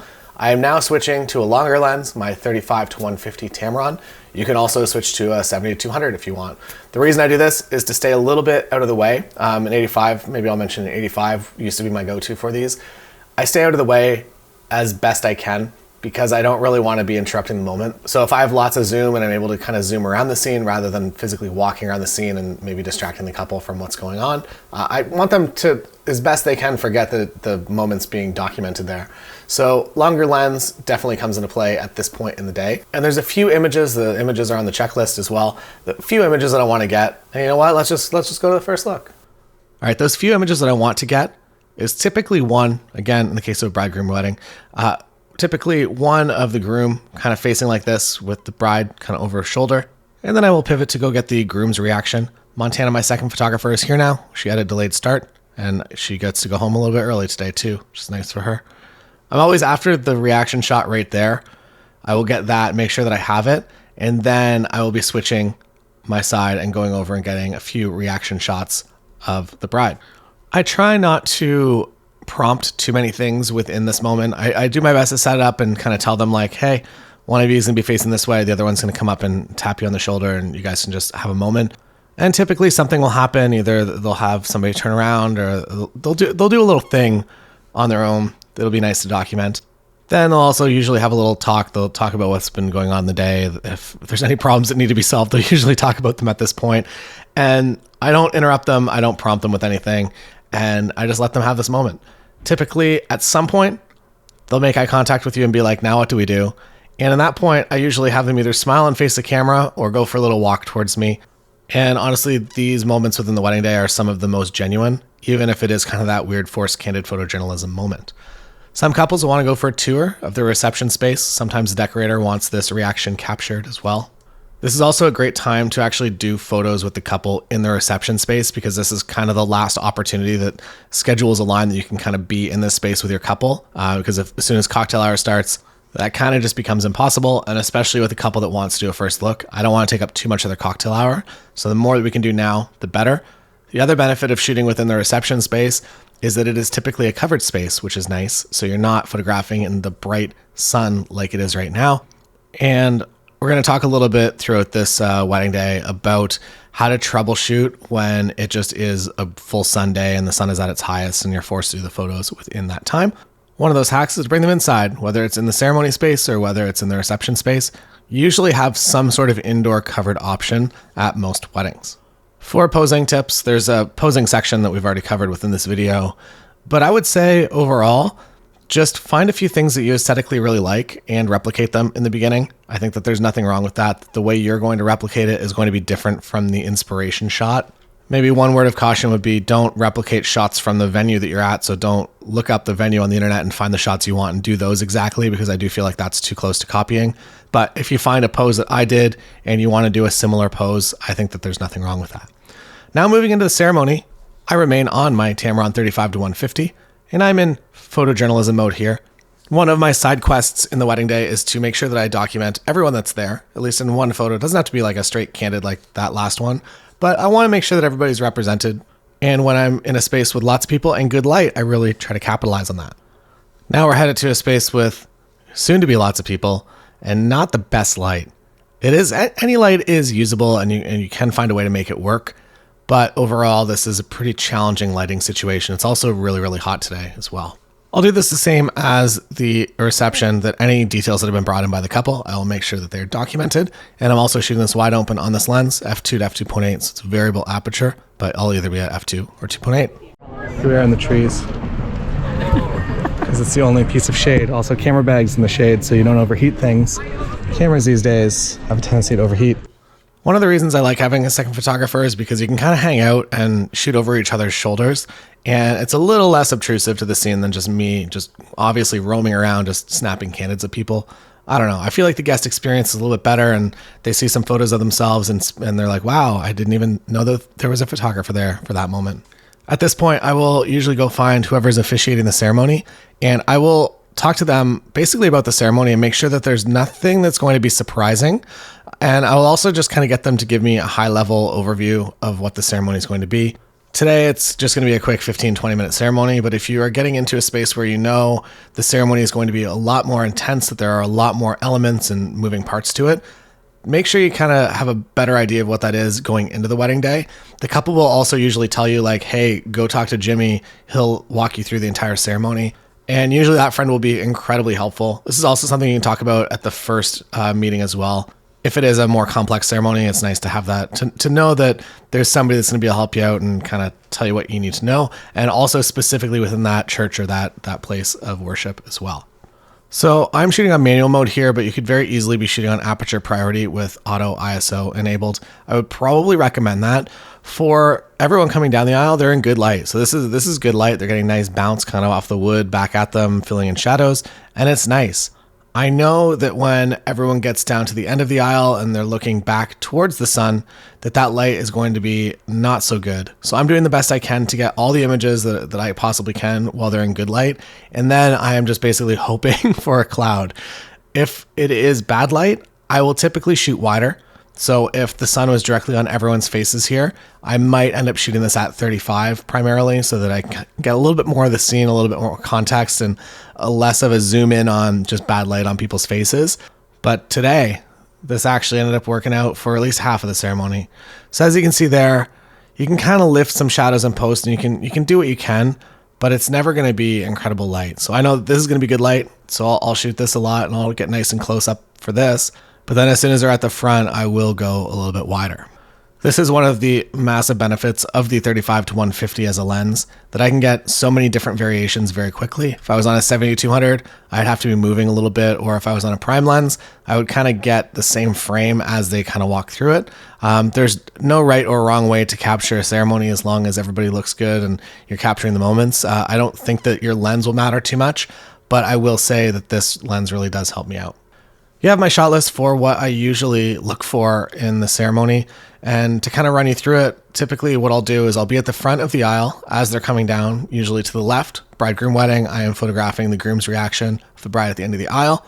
Then I am turning, getting the bride coming down the aisle. And then I'll typically go to the back while everyone's still standing, and I'll get that wide shot that you saw a few moments ago. And then I will come over here and I will get a few close-ups of the bride. If I saw a cloud coming in, I would move a lot faster. I would try to be everywhere as fast as I possibly could. But usually for a ceremony, I want to be respectful and kind of as calm of presence as possible to not attract attention. But if I see a cloud roll in an outdoor ceremony like this, I'm going to be moving pretty quick. And while I do talk about bad light and then I try to avoid it, it still is a ceremony, and the people that are there, the couple do want them documented. So don't just not shoot any images, still shoot the images, but shoot them if possible under a cloud. So as you can see, a little bit wider there, and that looks nice. That looks good. The GoPro shot here looks really nice as well, nice and wide. And the close-up kind of works okay-ish there. And again, I've kind of really smoothed out the shadows in my preset, and we'll talk more about editing in the editing section of this video. So again, everybody here, good light, happy to photograph them, very easy to photograph them. And I am basically looking to get, or anyone that's in the front row, I want more candids of. So everyone else I want to take one photo of and make sure that they're documented in the day, all the guests that is. But the family, the people in the front row, I really want to make a focus on. I want to get a wide shot of everyone in the front row. I want to get a few close-ups. If they're laughing, I want to get different reactions as well. You'll notice that I stay kind of out of the center aisle as much as I can, that I'll get up there in a moment for the ring exchange and the first kiss. But for the most part, I'm kind of around the edges, whether I'm in a church or whether I'm outside like this, it's kind of the same. And when I get to the ceremony, I'll actually kind of make sure that that's possible. So say, for instance, today we were right up against the fence. There's water over the other side there. And if we were right up against this fence over here, I would actually move some chairs and maybe make a second row in the back, or maybe ask somebody if that's okay to do, just to give myself the aisle so I can get up the left and the right sides, so that I can get these shots rather than always being dead center in the middle of the aisle. I personally prefer to stay kind of where the guests end. If I'm in the center of the aisle, I like to be behind that until I have to get a little bit closer for the ring exchange or for vows or for the first kiss. I always find the ring exchange very difficult to photograph. I'll typically do a close-up similar to this, as well as a wide shot. The wide shot, you can't really see that it's a ring, but you kind of get the moment. So don't stress yourself out if you're not getting kind of like the exact action moment of the ring, because it's a bit of a hard one. For the first kiss, though, you'll usually have a little bit of a lead up to it. I will do a horizontal frame, then a vertical frame, and I'll photograph a few of the kind of the leading up moments to it and include those as well. I'll then head to the back and get the recessional, and I will typically ask them to kiss. I don't know, it's a nice shot, people seem to like it, and you can just kind of, you don't maybe tell them beforehand, but also you can just tell them to kiss right now. I feel like you're back and you're allowed to talk, so I just tell them to kiss. They do that, and I get a number of different images, from the reaction up at the front to walking down the aisle. I get a few wide shots, a few more close up, as well as I'm kissing. And I think that everybody's usually pretty happy at this time and pretty aware of the couple. I find that if I include too many people when they're coming down the aisle at the beginning of the ceremony, there's usually people not paying attention or on their phones. At this point in the ceremony, I feel like everybody's looking at the couple, so it makes it a little bit of a better image. I'll usually, if my second doesn't stay here and grab all these photos, I'll typically grab kind of the family and the wedding party coming down, and then I'll immediately run over to kind of where the couple is receiving everyone for the first time and just saying hi. There's a lot of good candidates to be done there, and if you can make that happen in good light, it's a win. Today, everyone went just straight inside because it's hot out, and now it's cold because they're inside air conditioning.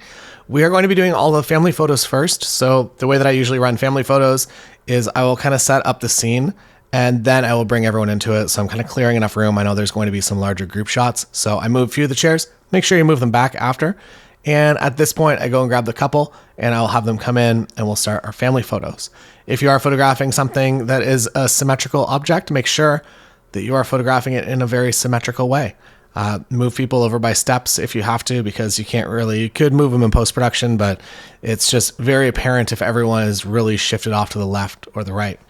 I do my absolute best to make sure that we are in the best light possible for this part of the day.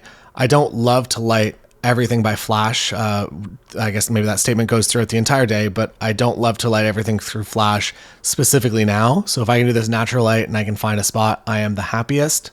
And all I do is I have everyone line up in a straight line, and I make sure that their eyes are on the same plane of focus, which means that they're in that perfect straight line. And I will shoot this usually at f2.8 just to give myself a little bit more depth of field.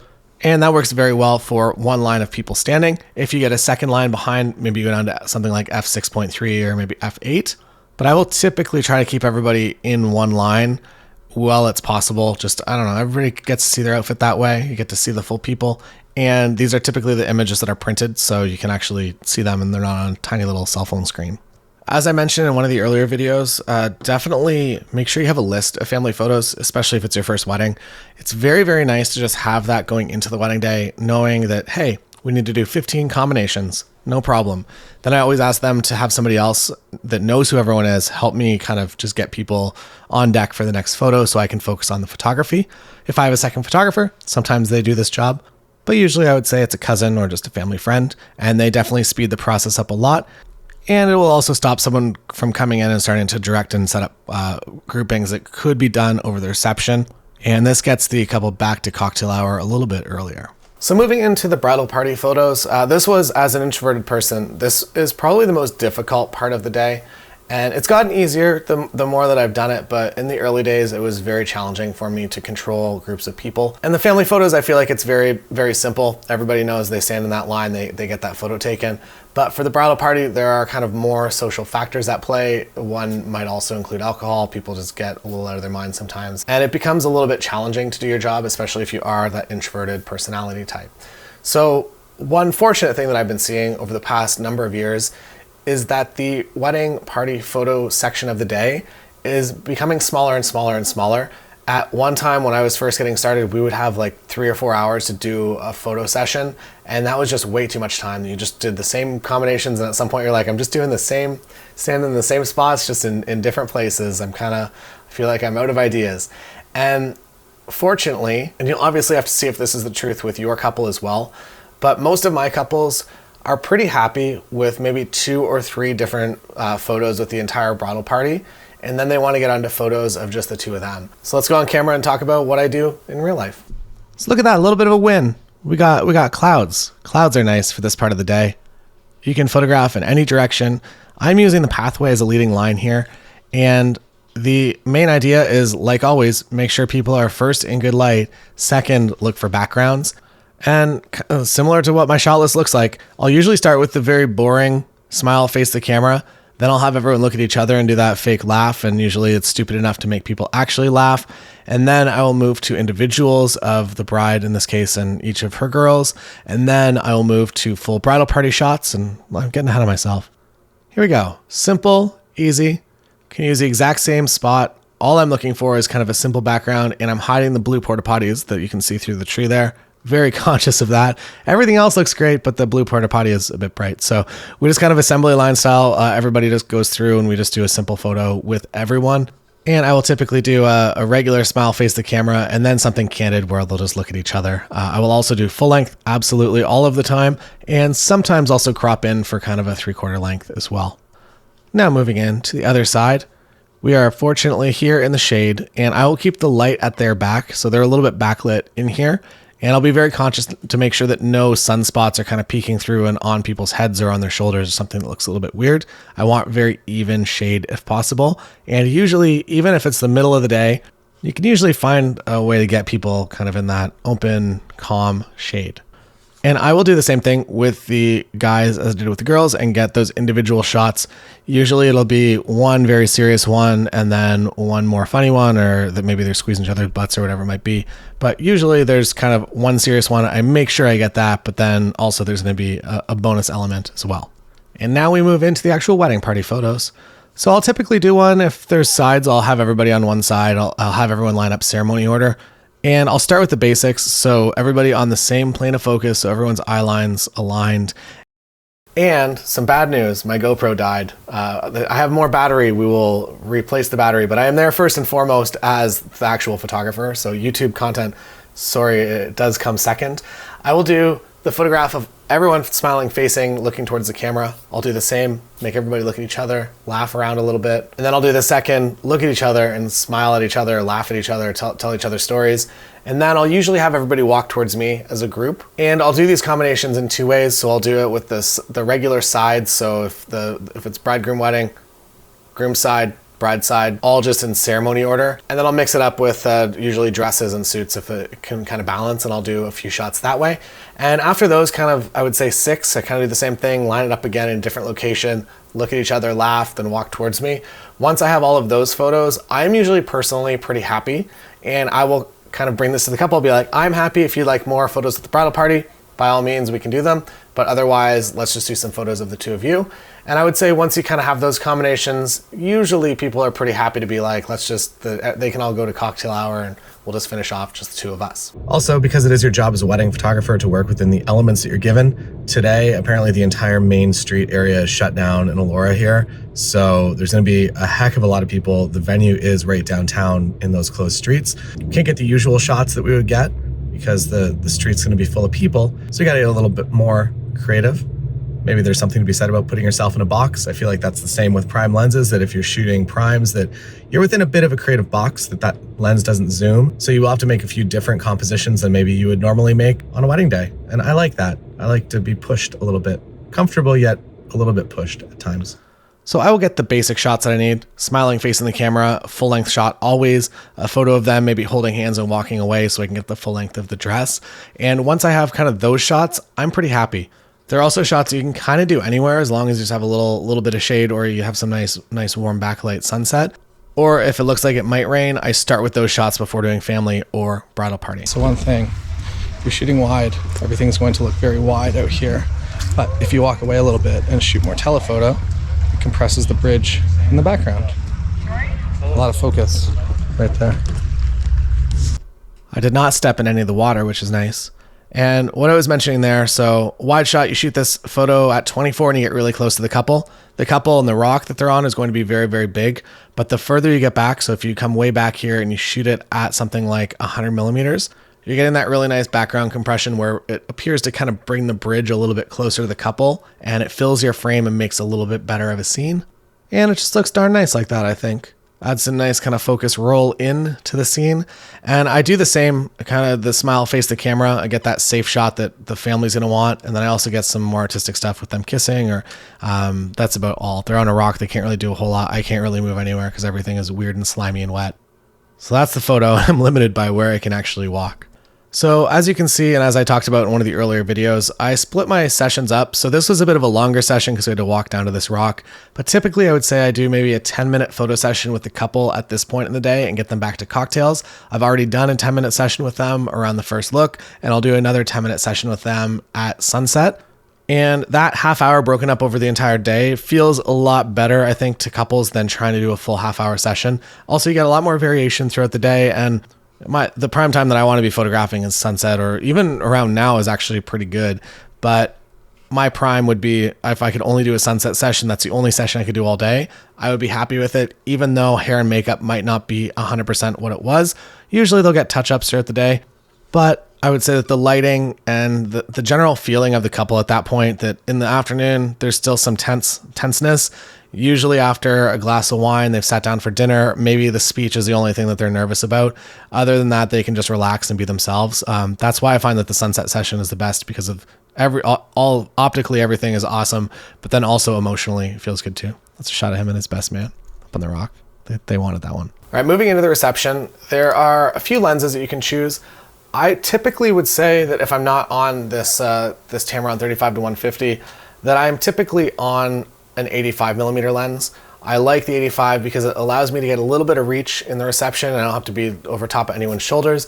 So that means that I can kind of get the shot of somebody maybe doing the speech of the entrances and then also turning at the entrances as well, all with one lens and with kind of that like nice shallow depth of field as well that an 85, 1.8 or 1.4 can give you. And an 85 can also allow you to do some, well, let's just go and let's go see it.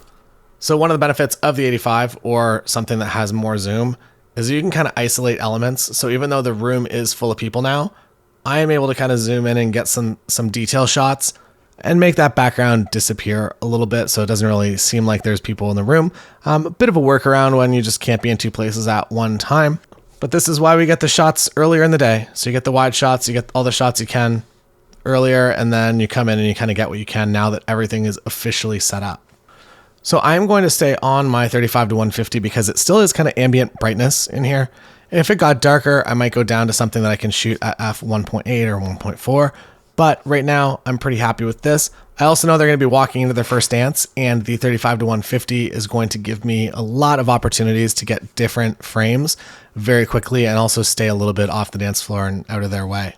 So my strategy for first dances is typically find the direction that the light is the nicest in and kind of camp out there. So I will let them kind of spin and do things while I'm aimed from the direction of the best light. And then once I know that I have a couple of the shots that I absolutely need, I will start moving around the room and getting some different frames, but I will always get those safe shots first just to make sure I have them. Sometimes the song ends like a minute into the song, or sometimes other people are introduced onto the dance floor that you just might not be expecting. So ask the DJ what the plan is, and if there's anything weird, usually they'll tell you. And if the first dance is after dinner, you may have to put a flash on your camera, or you could have an off-camera flash if you want to get crazy. Throughout the reception, I will basically just kind of creep on people a little bit. So a lens like this, helpful, 85 also works pretty well. And same side quest applies that I want to make sure that everybody's kind of documented. So if I didn't get them at the ceremony, I would like them to be included in the picture now.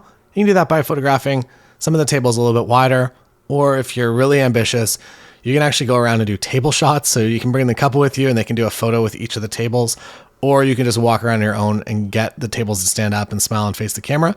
That's not something that I would typically say that I do at any wedding really anymore, unless it's specifically requested from the couple. And in that case, I will ask them to come around with me. The benefit of the couple coming around with you is that as soon as they appear at the table, everyone will stand up. You have everyone's full attention and it's very easy to get the photo. People also kind of understand the process and they're like, okay, couple showed up. We saw what happened at the table over there. We got picture. We sit back down. So these are some details that I didn't have at the getting ready spot. So I didn't have all the rings, and I think that's an important photo to have. So during the reception's kind of happening behind me. We found this nice little window and we're just taking some photos. Montana's trying real hard to stay out of the way, even though I'm all the way at like 150 and then I'm also into APS-C. As I mentioned in the camera settings video, the C2 button you can see in the foreground there is my APS-C crop mode, which means as soon as I hit it right there, I'm now into crop mode. So I get an extra 1.5 times on my lens. And yes, I could just crop it in post, but why not get it right in camera? So I've taken 3,000 photos today and I'm still at 31% battery. 3,000 photos. Last photo. Always take a photo before you leave your house to make sure your camera works. There's cards in the camera. And the parents arriving. Beautiful first frame from the day. Usually it's establishing shot today. It's the parents. Is there a Michelin star in there? For speeches, I won't use a flash unless I have to. I find that it becomes a little bit distracting. I also shoot a lot of frames. I've shot, as I mentioned, 3,000 photos, and I'll shoot probably another 1,500, maybe 2,000 images on this day. So I'll leave the wedding with somewhere between 4,000 to 5,000 images. This has also been kind of a 10-hour wedding day, so a little bit longer than my usual wedding day. But if you think you might overshoot a wedding day, you might as well err on the side of having larger cards. Again, 2 cards in my camera, and I do not want to take those cards out and put them in a card wallet. They stay in my camera all day. I go home with them. If we're going into like a sketchy parking lot in the nighttime, sometimes I'll pull the card out and I'll put it somewhere else on my person. But overall, 2 cards, and I never want to take those cards out of the camera. Here we are, sunset session. 5-10 minutes up here, and I am very, very happy. We will talk with the venue staff and figure out when the best time is to pull the couple out. And sometimes that is exactly when you want it to be. Sometimes it's plus or minus 15-20 minutes because the speech has run long. I find that regardless of kind of when you go out at this time, that yes, there maybe is a perfect time that you absolutely want the sun poking through. And that's fine and nice, but sometimes you don't get it and it ends up being a little bit better. The light cleans up or you get something that maybe surprises you a little bit. So the lighting tonight, very nice. But if I had my way, I would have probably had them out about 10 minutes earlier, which would have been worse because the sun would have been in that cloud. And I kept an eye outside, but until you actually are able to exit the venue and start the session with your couple, you don't really know how long that's going to take. You don't really know what the sky's going to look like. And boom, cheers. And with that cheers, we're magically transported down to the ground level. I like streets because they just have that leading line kind of built in. And we got more than enough nature today out in the park. And now that there's finally everyone's kind of off the street, we have accessibility to the street, which is nice. And now we can do a nice little photo in front of the venue. So the smile face the camera, boring photo that all the family's going to want.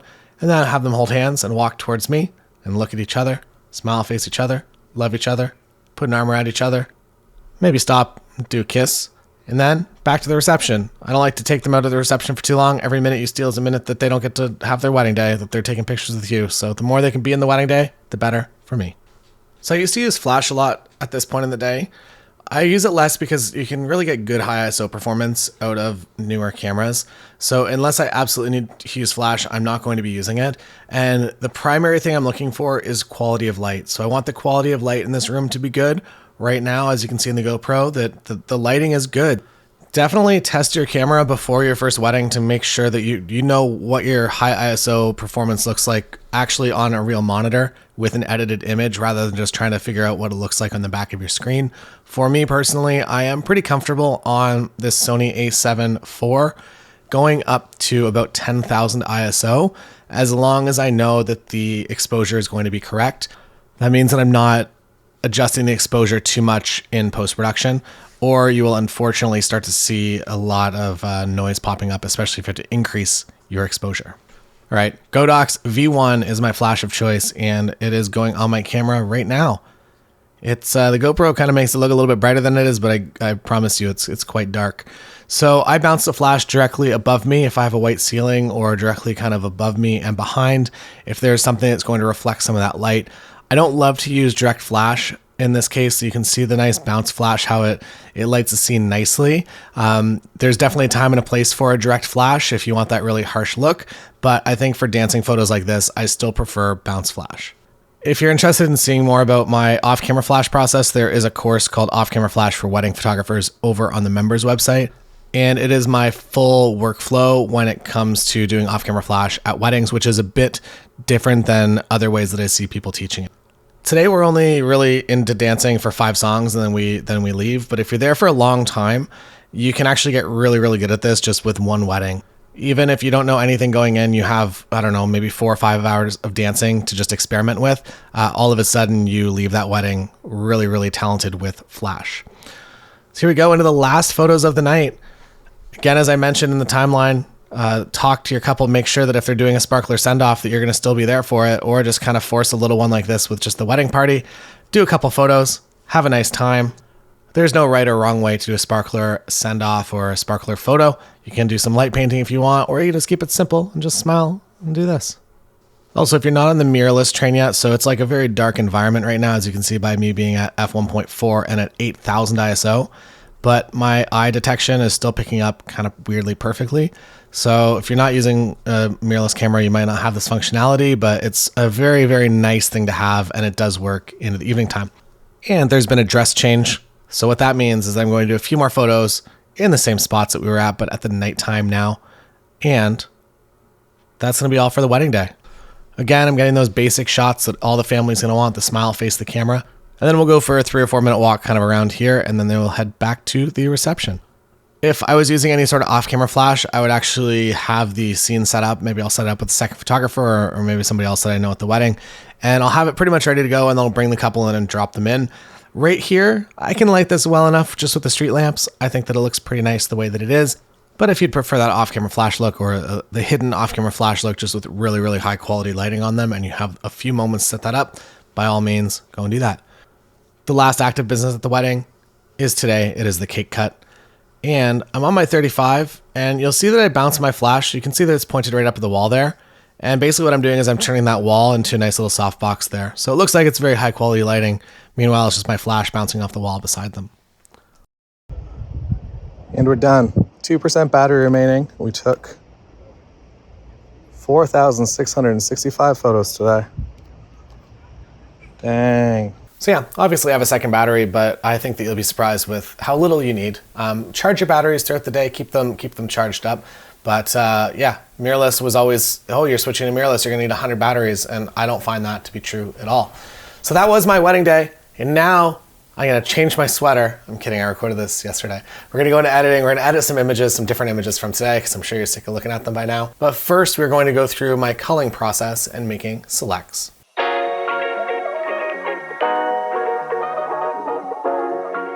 Let's talk about my backup process and what I do. I'm sure that there's lots of different ways. You could have a multi-array of hard drives.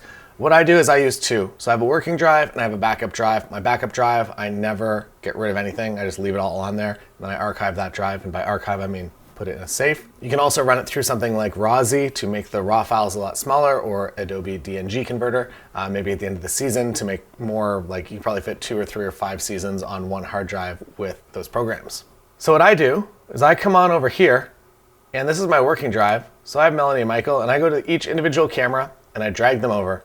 And then I go back to the card and I drag them over again into my long-term backup drive here. As you can see, it's a 6 terabyte drive.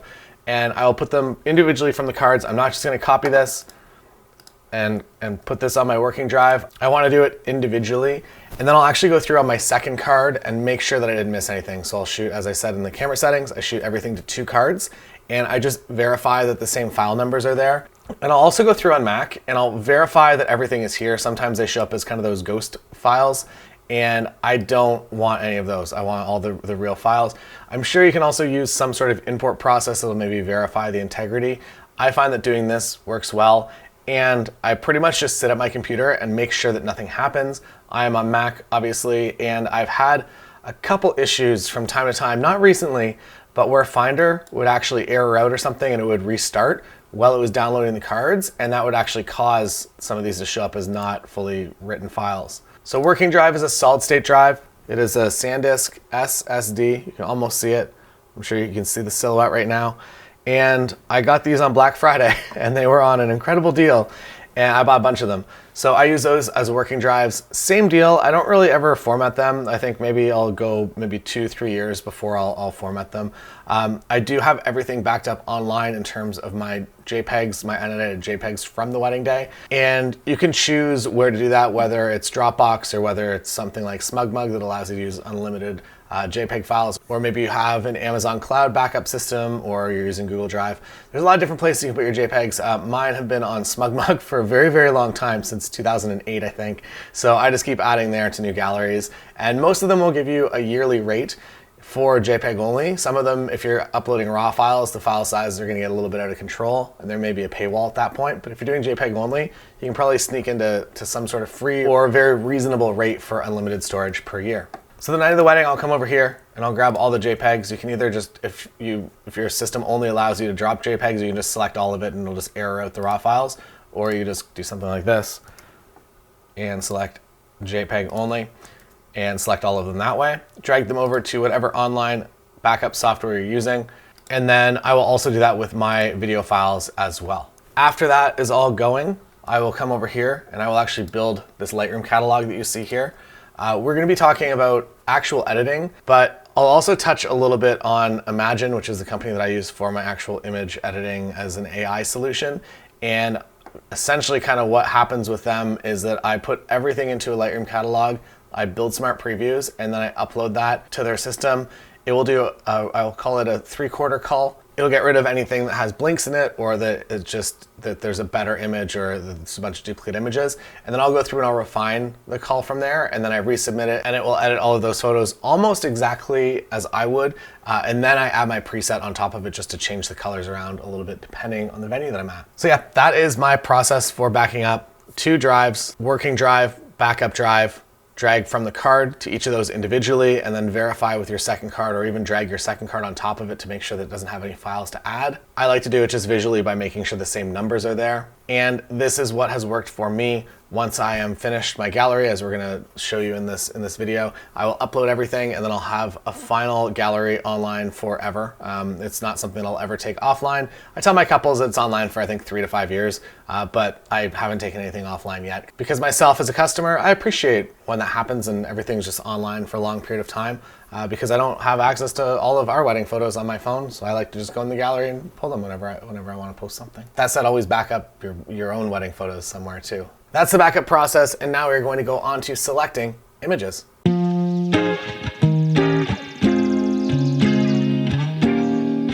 I have a joke for you. What's less exciting than culling your own wedding, watching somebody else cull their wedding? That's my joke. I hope you enjoyed it. Culling, you can do in a variety of different ways. You can do it in Lightroom. Lightroom has sped up dramatically, and there are ways to speed it up even more. Or you can use another program. I still use Photo Mechanic. Or you can use AI and some sort of combination of that. Sometimes those systems will have their own culling kind of built into that system. What I do when I'm culling my own images manually and I'm not relying on AI is I will still use Photo Mechanic. I like Photo Mechanic because it is super fast. It's loading or I guess it's loading the JPEGs, not the raw files. But as you can see, very, very quickly, Cole's head a bit in the frame there. And this is also from my backup drive, so this is even my solid state drive. And that's all I use this program for. Actually, that's a lie. I also use it, it's very easy to adjust dates and time in this as well, which is something that's very helpful if your second camera's a little bit out, or maybe, for instance, you had a second photographer that they has never set up their camera with the proper time. You're able to do that very easily in Photo Mechanic, I find. But my main use for this is to go through and select everything with the number 1. You can also use other numbers if you want, but I select everything by 1. Maybe a blog image, you're gonna flag that as something else. Maybe you're gonna make that a 5. Maybe you're gonna select that in fuchsia, so you know that it's a blog image. But it's also something that when you get rid of all the ones you haven't selected will still appear. So I go through and I select everything with 1, or the red label, I guess, here. And that's what it looks like. Just kind of get everything that I want, all in one nice spot, and then that's it. And here's a photo of a horse, and here's a photo of Cole, here's a photo of a bride with a horse, and a black church. Culling for me is pretty quick. And one tip that I have for you is to cull as close to the event as you possibly can. So I actually will cull and make my image selects the night of the wedding if possible. And I would recommend that you also do that if you're able to, because it just speeds everything up. You can probably do it in half the time. If I come back to weddings maybe 2 weeks after I shot them, I find that it just takes me a lot longer to get through the images. So if I can do it the next day or the night of the wedding, that saves me that time. If you do want to use something like Imagen or Aftershoot to go through and kind of help you cull, it definitely will help out a lot, specifically in the family photos. So I find that it's great other times of the wedding, but for the family photos, for AI software to go through and verify that everyone has their eyes open and give you the one best image from that grouping, I am very, very, very happy to have that help in that specific section of the day, especially if there are a lot of family groups, because it is something that's very intensive for you to be like, you can, like my usual culling speed if I'm going through images is something like, we'll change them to purple if they're my new selects. Look at that sensor dust though. So there's purple, there's one, there's one, there's one. So that's about the speed that I'm usually making my selects until I get to the family photos, and I just slow down dramatically in that part. So it is something that is very helpful, very, very helpful at that point. But the rest of the wedding day, I'm pretty fast enough. So if you would like the help, check out Imagen, check out Aftershoot. If you would not like the help, check out Photo Mechanic. I like it a lot. If you already have the Adobe subscription, maybe start in Lightroom and see if it's fast enough for you. There are ways to speed up your culling in Lightroom. I just kind of enjoy having additional steps, and then also for me to visually be able to basically see everything that I shot the night of the wedding and scroll through everything and be like, okay, family photos are there, photos of the couple are there, reception, everything's chronological where I expect it to be. That makes me pretty happy. And while you can do that in Lightroom, I find that that's just a little bit faster in Photo Mechanic, but you don't have to agree with me. You can find your own software and do the things that you want to do. This is what I use. Photo Mechanic to Lightroom to Imagen to Final Gallery. On to the editing.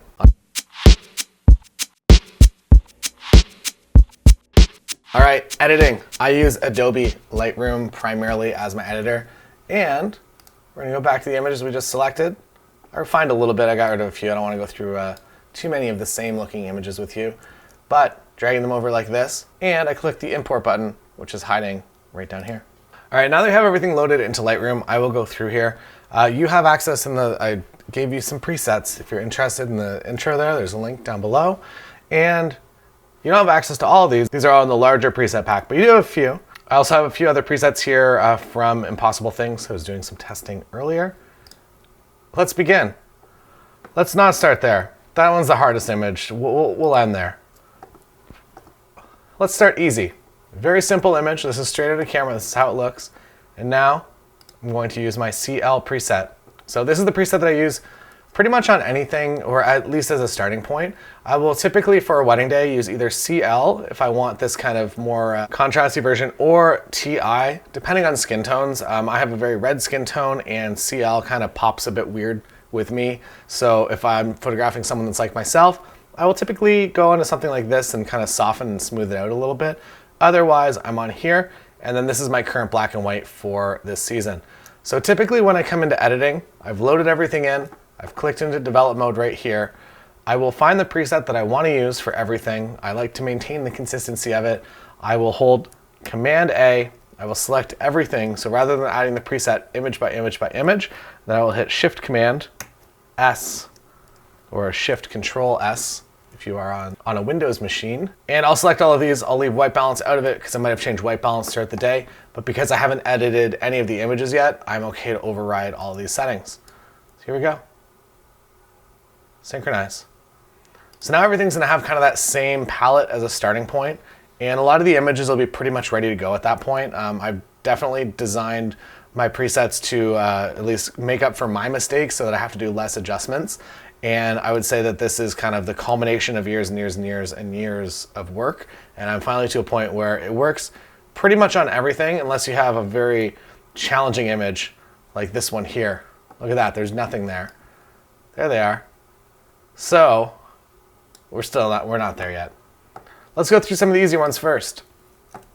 So my editing process, once I've applied my preset, is usually just to drag the exposure up and down until I find the point that I'm happiest. And if I can't get to there with only moving my exposure, at that point is when I start to go into highlights and shadows. I also don't really touch anything down here for wedding photos. For landscape photos, yeah, there's all kinds of options, but for wedding photos, I like to leave things as natural as possible. I think when it comes to editing, wedding photos should be timeless, and if you're doing some crazy editing styles, it's just not gonna look great over time. So the more simple you can keep everything, the better. So if you're seeing those crazy editing trends and you're like, I need to get in on this, maybe do it 1 or 2 times, but don't spend and also save the raw file. If you know you're editing heavy, put that raw file, if it's a portfolio image, put that somewhere else so you can edit it again later if you do get sick of looking at it in that way. And I speak to that from experience. So here we go, we'll just go through a few of the images here. That one looks nice, that one's on a big slant. Here we go. I kind of like the slant, to be honest. So in this case, I'm getting a little bit of haze here, which is actual natural haze, but I'm gonna bring the highlights down a little bit.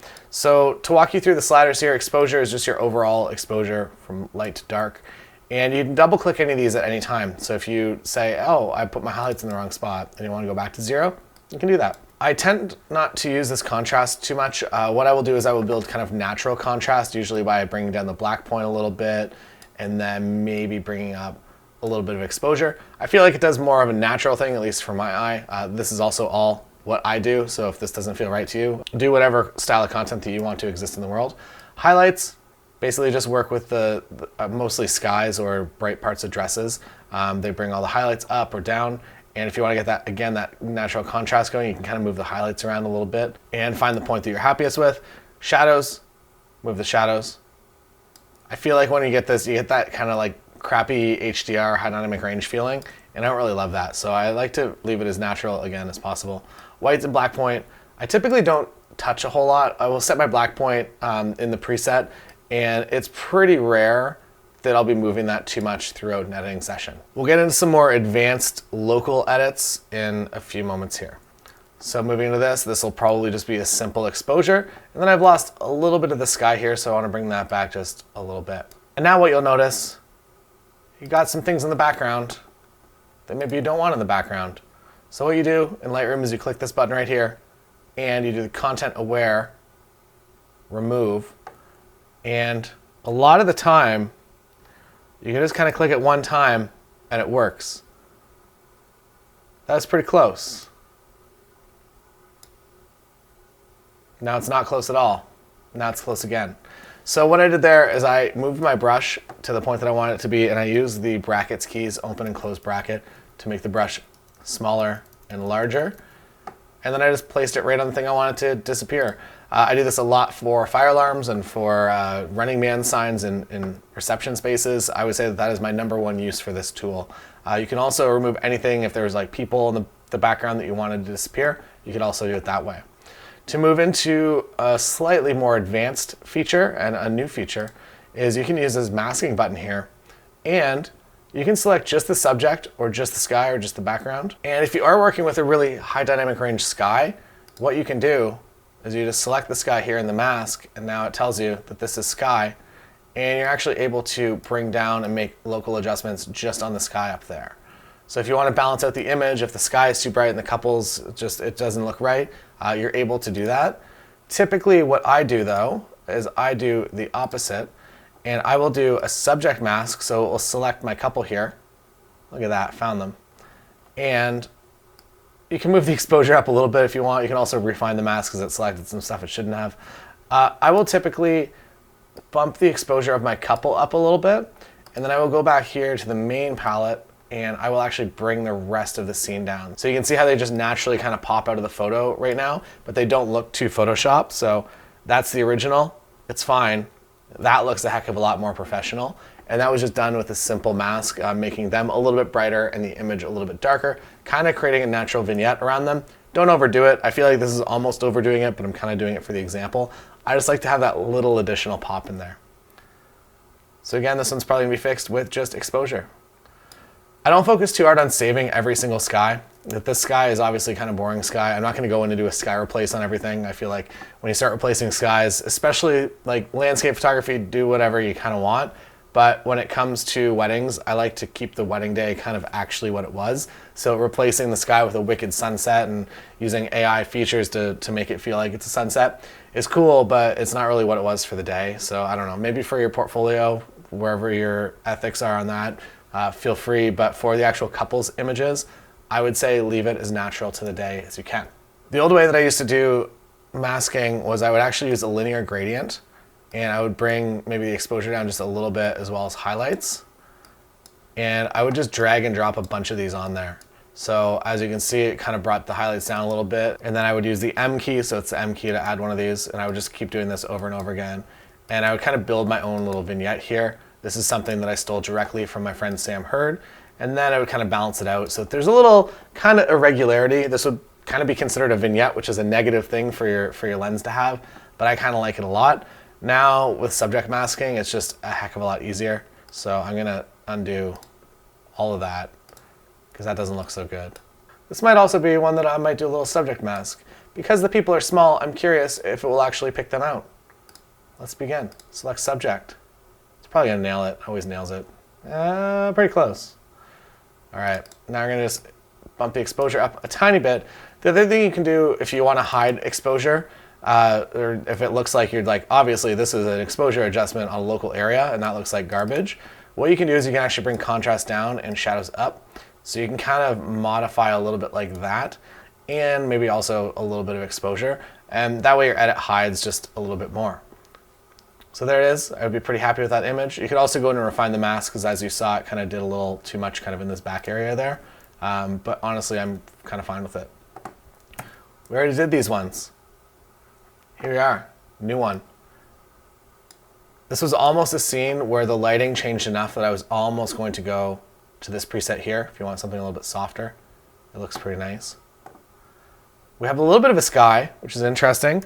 Resist the urge to make the sky crazy dramatic sky. That's not what we want to see.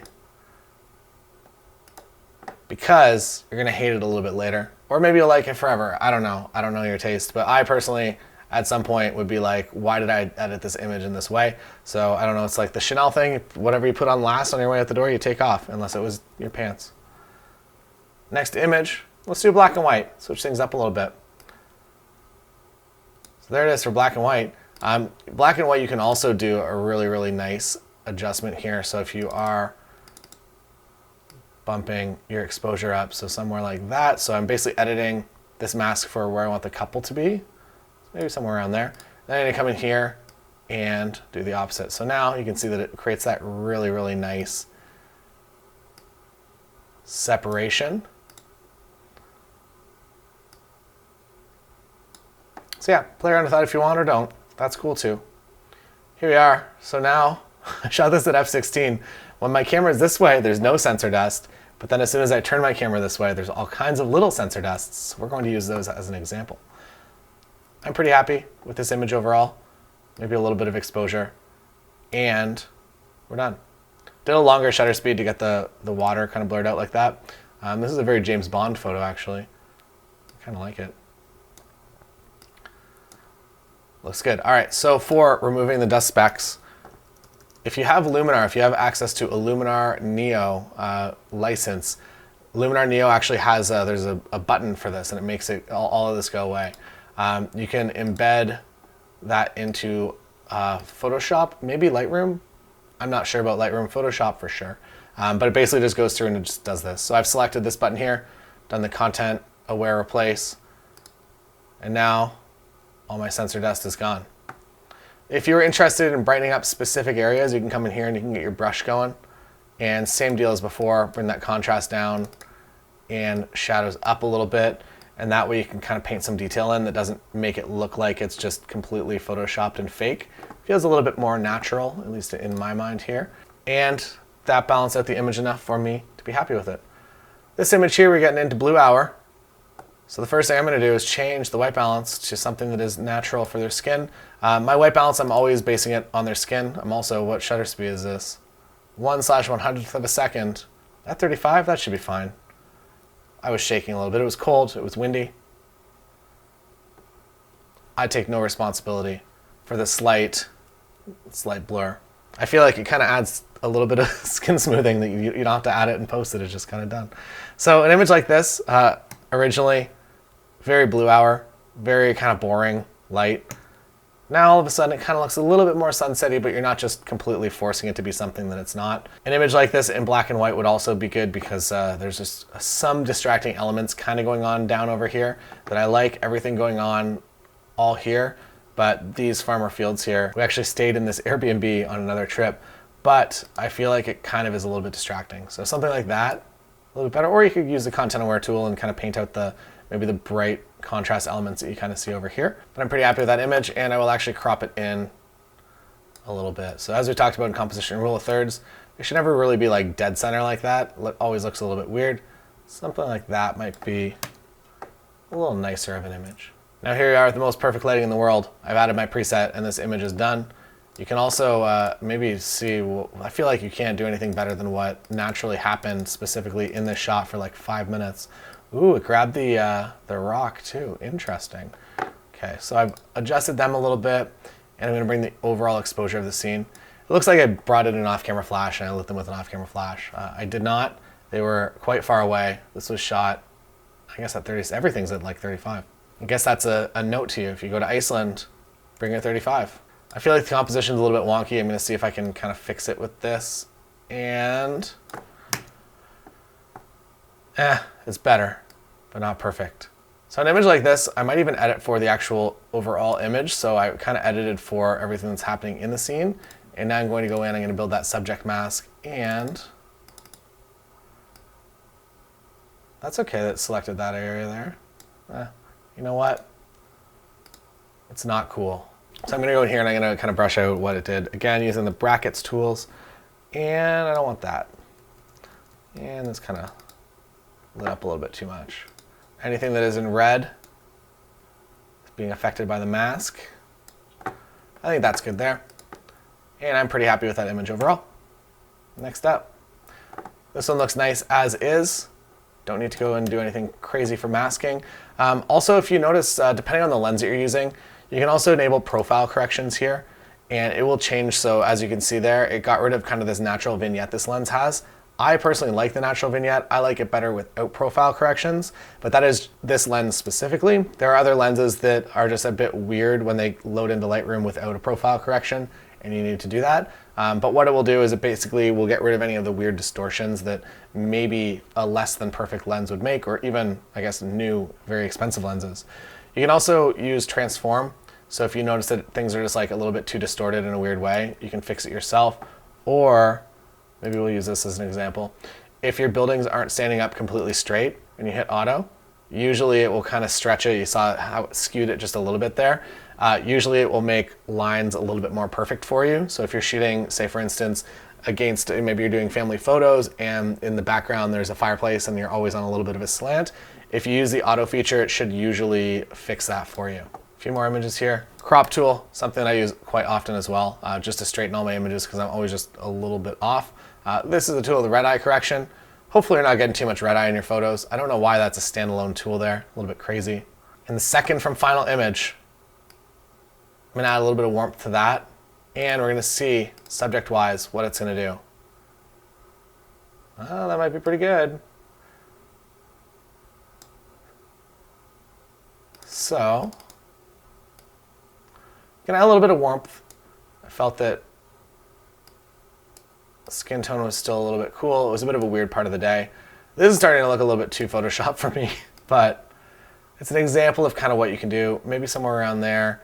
Maybe I'll come in and I'll brighten up the ground so you can actually see the ground exists there.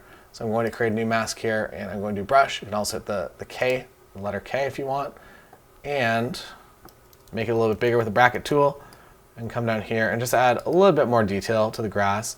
If you start adding too much and you start bringing up things that are almost a pure black, you're gonna get a lot of grain. So something like that is a little bit better, and maybe a little bit of face light there too. Now I'm gonna bring it down a little bit more, and I think I'm happy. This thing bothers me, so I'm gonna get rid of it quickly.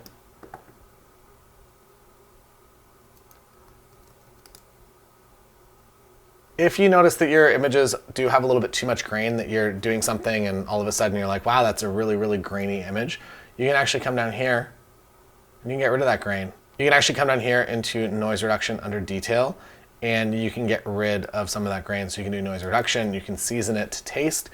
I find that most of the newer cameras, and that means anything made after like 2016, I am pretty happy with on a wedding day, as long as you're shooting it correctly in camera, and that usually means using the correct lens.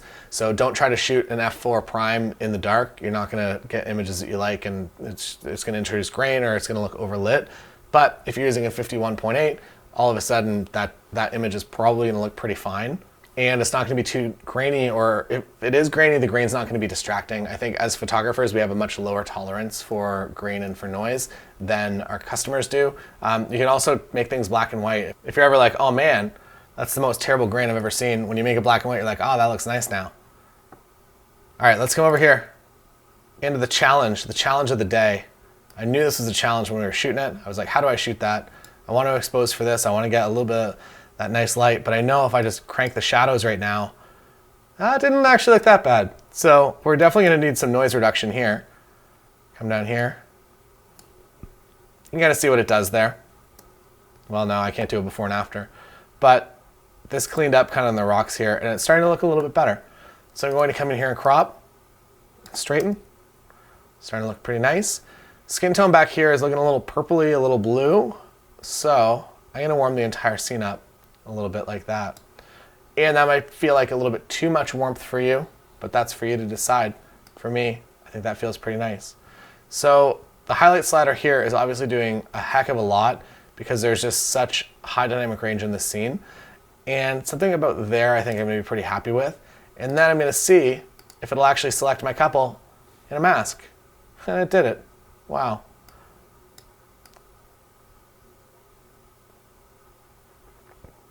And you only get the wedding dress. You didn't get the selection here, sadly. But that's enough. It makes it pop a little bit more. And overall, I'm pretty happy with this image. I might go through here and clean up a few of these distracting details out there with the content and wear fill. But other than that, I'm happy. Another challenging one. So as you can see, lots of rocks and lots of detail here. I'll come in and I'll kind of figure out what I want the entire scene to look like. So maybe somewhere around there for exposure that I have enough detail down here. I'm fine if this kind of disappears because this isn't really the focus of the image, and if it naturally vignettes into the scene, that's great. I'll bring shadows up to about there. And now I'm going to work on the highlights because I want a little bit of that sky because it's kind of a nice pinky color. And I feel like I'm pretty happy with it as it is there. Maybe do a little rotate. I'm just trying to straighten the horizon there. And I think I'm happy enough with that image. Then I have the zoomed in version. So this is showing the power of the Tamron 35 to 150. You can get that shot, and then you can get this shot standing almost in the same spot. I think we moved a little bit.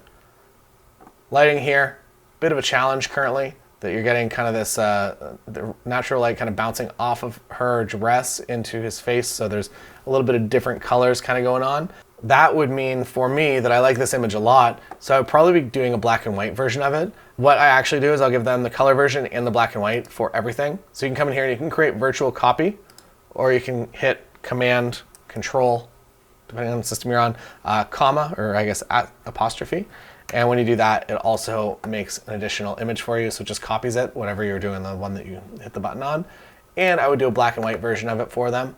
And I always want to deliver the color in case they're building an album. It's very weird to have like 3 color images from the same scene and 1 black and white. So I want to give them the color in case they're doing that, or in case they just like color images better. But in my eye here, I think the black and white is a better image overall.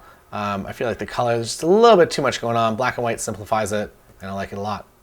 And that's it. That's all for editing. I don't really do anything too crazy. It's a lot of small white balance adjustments. If you're ever in a spot that you don't know what the white balance is, use this dropper tool and drop it on something that's gray or something that's white or something that's black. And usually it'll give you a pretty good starting point. I find that it's maybe 85% accurate, so I'm still gonna go in and I'm gonna change things a little bit. I also prefer a slightly warmer image overall, and that doesn't have to be for you. If you like cooler images or you like dark and moody, that's fine.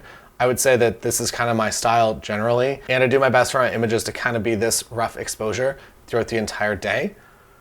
Now, next, if you're interested in something even more exciting, I got thing for you in editing, and it speeds your life up even more. So let's head to that.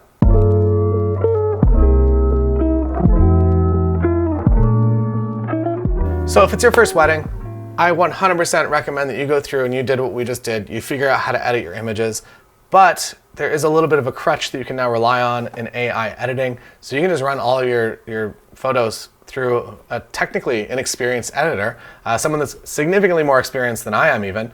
And how you do that is you come on over, I'll put a link to this down below. It's called Imagen, and if you use my code, I think you get 1,500 free edits. So you're able to at least test this, or that's probably 2 or 3 weddings for you to at least get started with and see if you enjoy it. If you're making this a career, awesome, keep using it. If not, that's fine too, and I'm happy you've made it this far. All right, here we are in Imagen. It is AI editing for your photography. I'm going to close Lightroom. That is one of the requirements, that you have this catalog. So we're going to edit the images that are on the timeline here. And within Imagen, once you've signed up, you can do your culling here, or you can come over here and you can edit with warm skin tones. So this is, you can use any of the talents that they have. There's a lot of talents, I believe. So all the talent profiles are here. You can basically see and look and figure out what you like, and then you can edit based on this. So the one that I like the best seems to be warm skin tones, and I use to edit. And then I just upload the catalog that I just did. And here we select the images that were within that last Lightroom catalog we were just working on. And I'm gonna have them straighten. I'm gonna have them subject mask as well. So they're gonna do that where they select the subject for me and they maybe bump the exposure a little bit. I'm gonna call it test 1 because test was already taken. Here we go. You start uploading and you'll see the little DNGs being built down here. So basically what it's doing is it is opening up DNG converter, making smaller versions, sending those versions to Imagen. Their server side, Imagen is working with it and editing your image.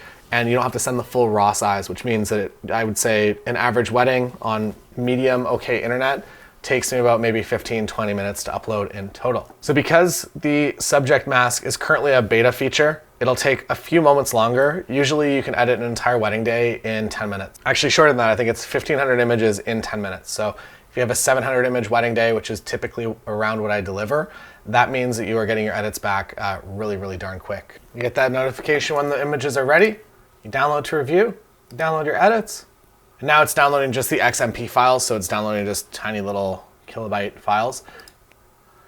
And then get to open your final gallery and see the final images. So while we just did the full editing, this overrode it all. So this is the original, this is the edit. Darn, that looks nice. Next up, very nice edit. Let's go to the original. There it is. If you decide that, so there will be a feature, probably by the time you're watching this, that you can actually do full profile adjustments. So if you notice that everything is maybe a little bit too bright for your taste, you'll be able to dial that back. For now though, if that's ever a problem, you can go over here into library mode. So you select everything, hit Command or Control A, and you can do global adjustments. So if you know everything's going to be a little bit too bright, you can move the exposure down. And if it's still a little bit too bright, you can move the exposure down. Same goes with temperature. If everything's a little bit too cool or everything's a little bit too warm, you can modify that easily, global adjustments here. Whereas if you are in the develop module, when you synchronize everything, you're synchronizing with exact settings. So if I synchronized all the other images with this, it would give these settings to all those images, whereas you can kind of bump up and down a little bit in the global adjustments over in library mode. So as you can see here, Imagen has gone in and has built this mask, and it's made some small adjustments to just the couple. What I don't love yet, so I edited with that profile, but it doesn't have my colors. So you can build your own profile. If you have, I think, 3,000 images, it'll build your own profile. It'll edit very, very similar to you. However, I found that my editing was a little bit inconsistent. So my profile is fine, but this warm skin tones profile is a heck of a lot more accurate. So I come over here and I will add my CL preset to one of them. I'll select everything. I will hit Command Shift S, and I'll get rid of all of the things so that I don't want any of this to override what Imagen has done for the edit. All I want is my tone curve, my colors, and the color grading to copy over. So now when you go back to this image, it's my color palette, but the edits from Imagen are still on there. So that's how I use Imagen. It is incorrect how I use it, but it works really well for me, and I find that it's the most accurate to what I want my final images to be. So if you're interested in that quick life hack and just getting all your images edited like a professional very, very quickly, this is the way to go about that. So check that out. There's a link down below to get in on that, and then you just have it and you're a professional editor in no time. But please, if this is going to be your career, please learn how to edit, develop your style yourself before relying too much on the AI editing tools. But this is a tool that's available to you if you choose to use it.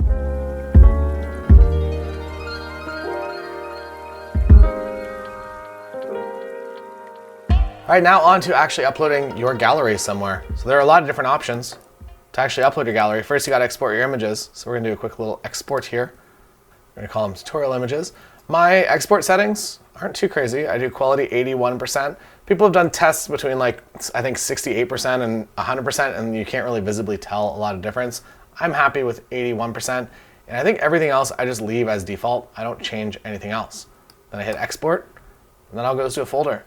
It's gonna take a minute because right now I'm encoding a lot of videos. All the screen recordings you've been seeing are now encoding in the background, and it's gonna make my Lightroom, which is already a slow program, incredibly slower. We're not gonna let it. We're not gonna give it the satisfaction of exporting images. I've already done this. This has already been done. This is like a cooking show. It's all done. Here we go. Let's come on over here. So this is a company called Focal. I'm a part owner in Focal. If you're interested in getting a website built, we have an incredible AI website builder that's just nuts. So it just came out a couple of days ago now, and you can build a website with your images in no time. So if you want website packages, copy, everything done for you, bookfocal.com/Taylor. It's on the screen right now. And it's also in the description, and it'll just build you a nice website. It also comes with all this backend. So you have your bookings, you have your contracts, all your financials. If you want to connect Stripe to take payments, it's fully crazy functioning, and it pretty much compacts all of the random subscriptions you would have as a photographer to like gallery software, as well as a CRM, which is kind of this client relationship management side of things, to the website that you're going to need built, and all of that just all comes in one spot. So galleries, here we go. We're gonna call it Draft Gallery 1. So beautiful. And you can drag and drop, or you can come over here. We're gonna use some different images. We're gonna use some images from Thrive. Here we go. Upload. 63 images uploading right now. And we'll give I take so few horizontal images now. Which one do we want? Let's do this one. That one is the image that we want. Boom. Not the best expression. I pulled these while I was doing an editing demo at the conference called Thrive in Brighton, UK. Or no, this was Glasgow. We were in Glasgow. And here we go. I uploaded a few of the images. I didn't upload everything, but as you can see, these are all verticals. Let's go find a better gallery. Let's go check out Serena and Mike. So here we go, previewing this gallery. You've uploaded all your photos. You select an image for your main header here. You can download the gallery, you can share the gallery, and everything. It's just basic and simple. People can download the images, they can download all of the images, and it's just fast and quick loading. So if you're interested in that, head on over to bookfocal.com/Taylor. Build a website if you want, or just get the back end or the galleries. Whatever you want to do, there's a heck of a lot in the system. And boom, now you have simple gallery. Easy, breezy, beautiful.